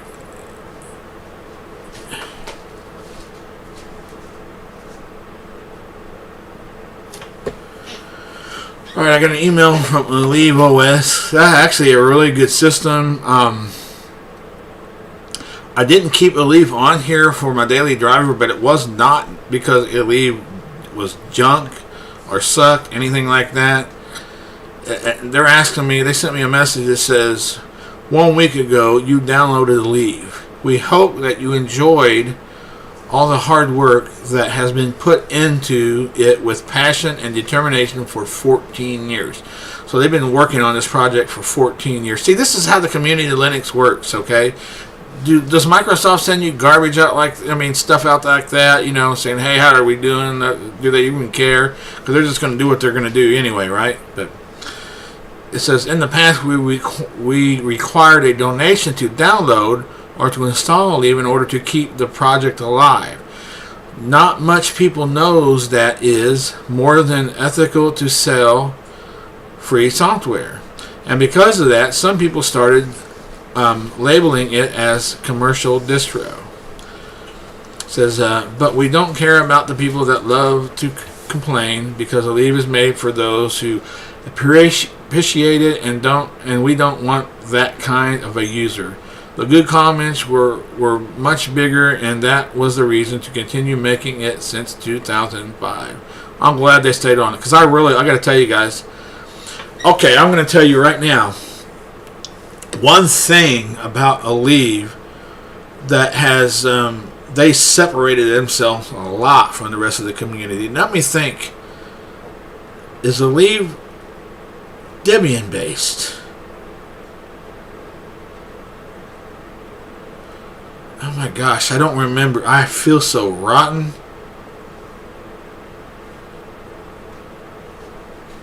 We're gonna go to Leave here in a minute. But I'm definitely going to respond to that.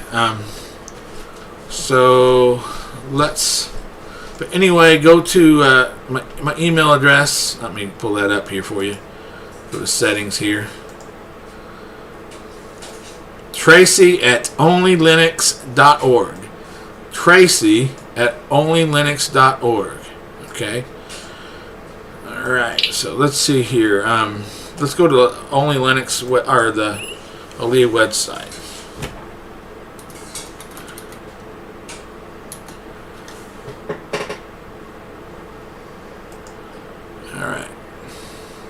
Okay, this is their website. Look how slick that is. That is so cool. All right. So let's see.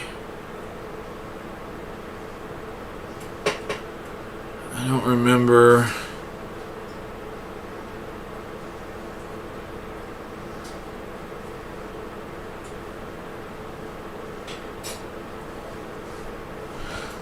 Okay, I'm going to search distrowatch.com. Let's see if Ali was down here. Oh, another good one. I mean, these are not rated by the best or the worst or anything. It's, you know, this is probably the most downloaded MX Linux, Endeavor, Mint, Manjaro, Pop. Anyway, so I'm going to go try to find Aleve. I'm pretty sure they should make the top 100. If not, there's some stuff seriously wrong. All right, here it is. That's fine. It'll go. DistroWatch is a very good place. It's a Debian stable. Okay, yeah. It was a phenomenal it's a phenomenal operating system, and I liked. Let me see if that will pull up. All right, it's going to. This is a mirrored. It looks mirrored because this right here is on this part of the screen on the actual desktop. And I don't like anything. I don't typically like anything on my desktop. I want to see the background. You know, the background is I choose the background. I want to see it. You know, that's the whole reason why, you know, I like when you choose a background, that's because you like the picture. You'd like to look at it. I don't want to look at a bunch of icons over it. It covers the beauty of the picture up. And I don't like this. I got rid of the workspace thing here. But, I mean, and this is the Enlightenment. I'm not familiar with Enlightenment desktop, so I wasn't fond.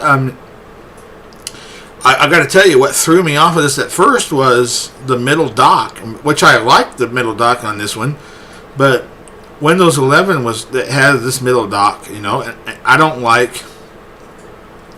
It just reminded me of that too much, maybe, but the functionality and everything in this operating system was absolutely fabulous. Now, one thing that sets Enlightenment separates them from the rest. I mean, they're way. I'm sorry, but it was way better than Linux Mint. I mean, 100%. I mean, in my opinion, you know, just what they've done with Debian is just, it's amazing. But one thing they do is during the when you're installing this on your machine, okay, there's an option that you can convert. Like, I'm trying to think. I'm thinking that I was testing Mint out. Maybe Debian Mint. It really doesn't matter. I was testing a Mint out before anytime I do a video, I try to, unless I stated in the video, I've already had it on the machine for a while, I've already, you know, pretty much tell you what's the ins and outs of it, but sometimes I go fresh and just try it out and do a video of it, but I really haven't felt like doing videos lately, so I haven't done a whole lot in the last 3 weeks or so, or a month. But Enlightenment, I think I'm going to do. I might just do another video tonight on Enlightenment because I completely forgot, you know, about that. But in that video, that email they sent me kind of reminded me I needed to do that to show some support. But there's an option, you know, how usually you have an option in the Calamares installer to totally wipe the disk and stuff like that, which will wipe all your settings, all your files, documents, and everything. But what Enlightenment does, I don't know how they do this, but you can convert. There's a conversion. It'll let, like, and I'm pretty sure it was Mint that I converted and not Arch, but it saved every one of my files, all my documents, all my videos, everything was absolutely saved. I just had to leave after it. It just lets you convert it. Now It states that it's experimental, you know, probably because they're aware it might fail, but that's okay, you know. The fact that they're going out, they're taking those steps to make an improvement for the community it's really cool. I really wish they'd come out with a Cinnamon desktop but you know, if they did, I'm already used to Cinnamon, so and I'm more apt to put, you know, Landsman a Debian based on there than an Ubuntu. So, you know, Enlightenment or Aleve might be a good go-to, like Fedora. But they let you convert, so you don't lose your stuff. That is cool, man. I thought that was rad. So the developer's done a phenomenal job. So I will be doing a video. My next video will be on Aleve. And I will update. I hope they let me. I'm happy to support their cause by, you know, putting a download mirror up on my website so people can download. I would even go out and say that I would almost do exclusive Aleve for a while, at least for a period of time, to help out.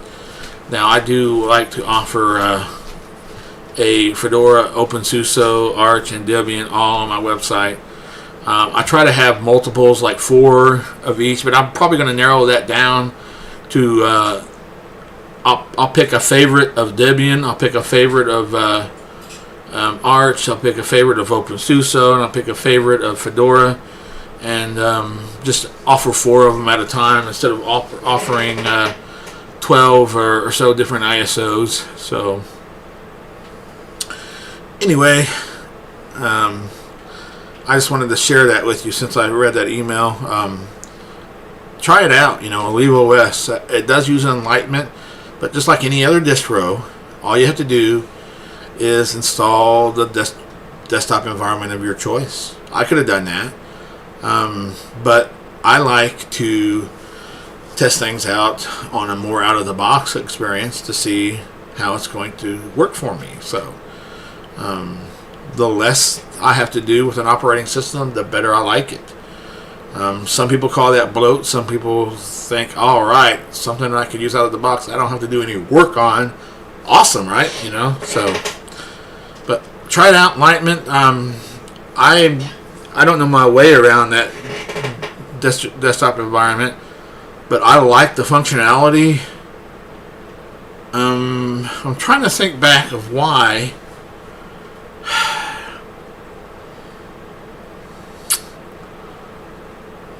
I don't know why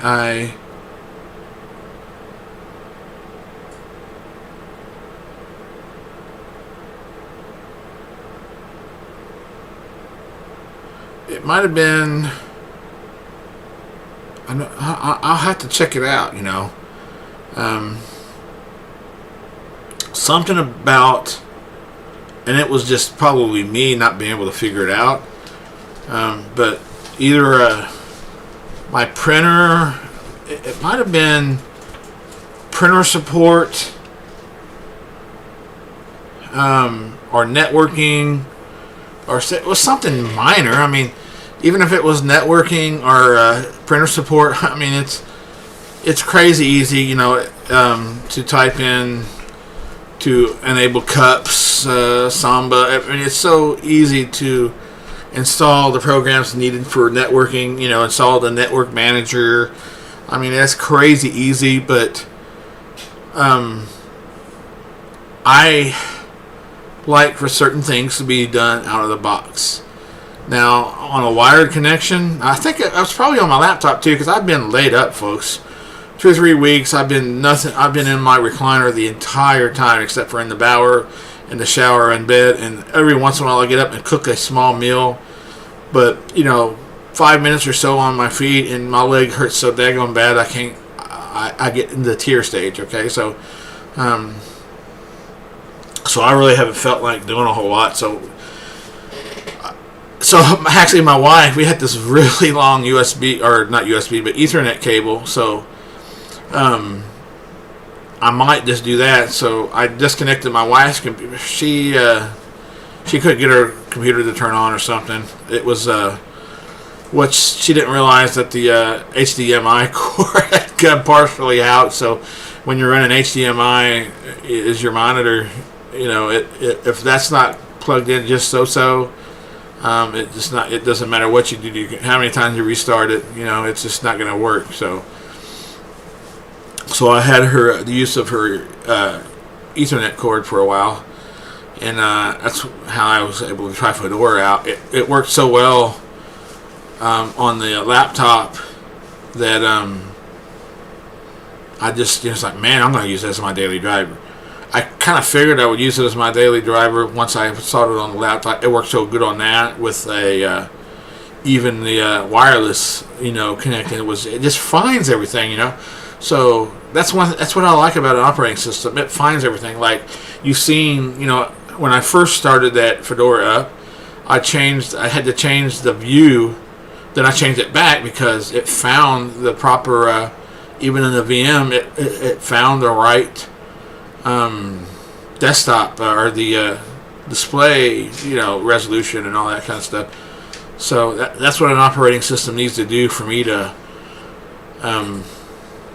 use, a lot, or to use as my daily driver.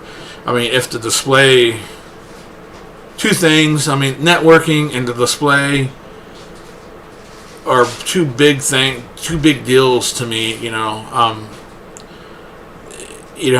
they have to be right or real close to right before I'll consider using it as my daily driver. Okay, that's why. And one thing I'll tell you off the bat, Mint, Linux Mint. I don't think the Debian version did, but Linux Mint, the Ubuntu, and then also Zorin OS, which is Ubuntu based. Of course, they're both Debian Ubuntu based because Ubuntu is based on Debian, so you got to call it both. But the printer, once you add the printer, you shouldn't see a notification every so often or a connection every so often that the connection's lost or it's back or lost or back, or the printer's installed. It's added a printer, and one thing that Zorin, it's either Zorin or Mint will find multiple printers. So I got two printers hooked up in here. I've got one that's just used for a scanner. You can print stuff. It can fax with it. But I also got one that's a DeskJet. It's got the toner cartridges. It's expensive, and so it would find two of those, and only one would work. The scanner one will work. It would always find the scanner. I could always use the document scanner. That would always work. But for some reason, it would find multiple HP printers, and I got one. Okay, no big deal. I'll just make one of them a default role. But no, you have to pick the right one. And, there's just a small process. But the thing is, even if it just found one, I still don't like the notification. I don't like my desktop to come up, a printer's added, this is, so I don't like that. I'm picky like that, So anywho. Alright, so I think now it might be the end of the video. Let's respond to them before I leave. Only Linux. Go to the X. Okay, in the past it says.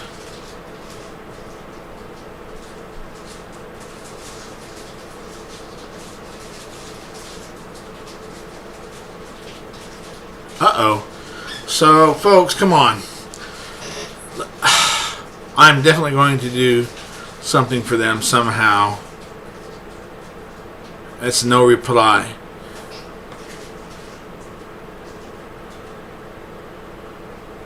So there's not enough funding to do another version.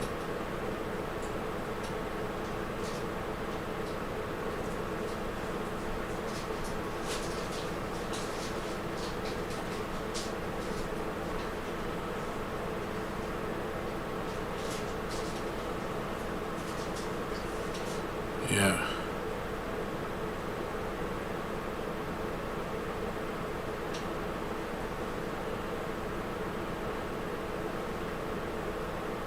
Oh. Yeah. I think it was the stable version that I didn't care for. Okay, that's why. Alright, so Aleve was the first operating system that has ever offered me a 32-bit OS. And I had functionality problems because of that, because I do not have any 32-bit machines. And it wouldn't do something. Okay, I mean, it was, I could not get, it was my core control. I'm pretty sure it may not just be an Aleve problem, it may just be a Debian problem, but it's awful funny. I could get it to work on Ubuntu or Linux Mint and all the rest, even StormD, which is a Storm OS on a Debian base, but for some reason I couldn't get it on Aleve. So something about that. So I'll respond to them and see how I could help without donating, because I cannot afford a donation right now, but I can absolutely put a mirror up for them if that would help some way. So anyway, I'm going to end the video here. I let it last way too long already, but there you have it. Fedora 37 looks slick. I'm going to use it as my daily driver until it ticks me off. Alright, so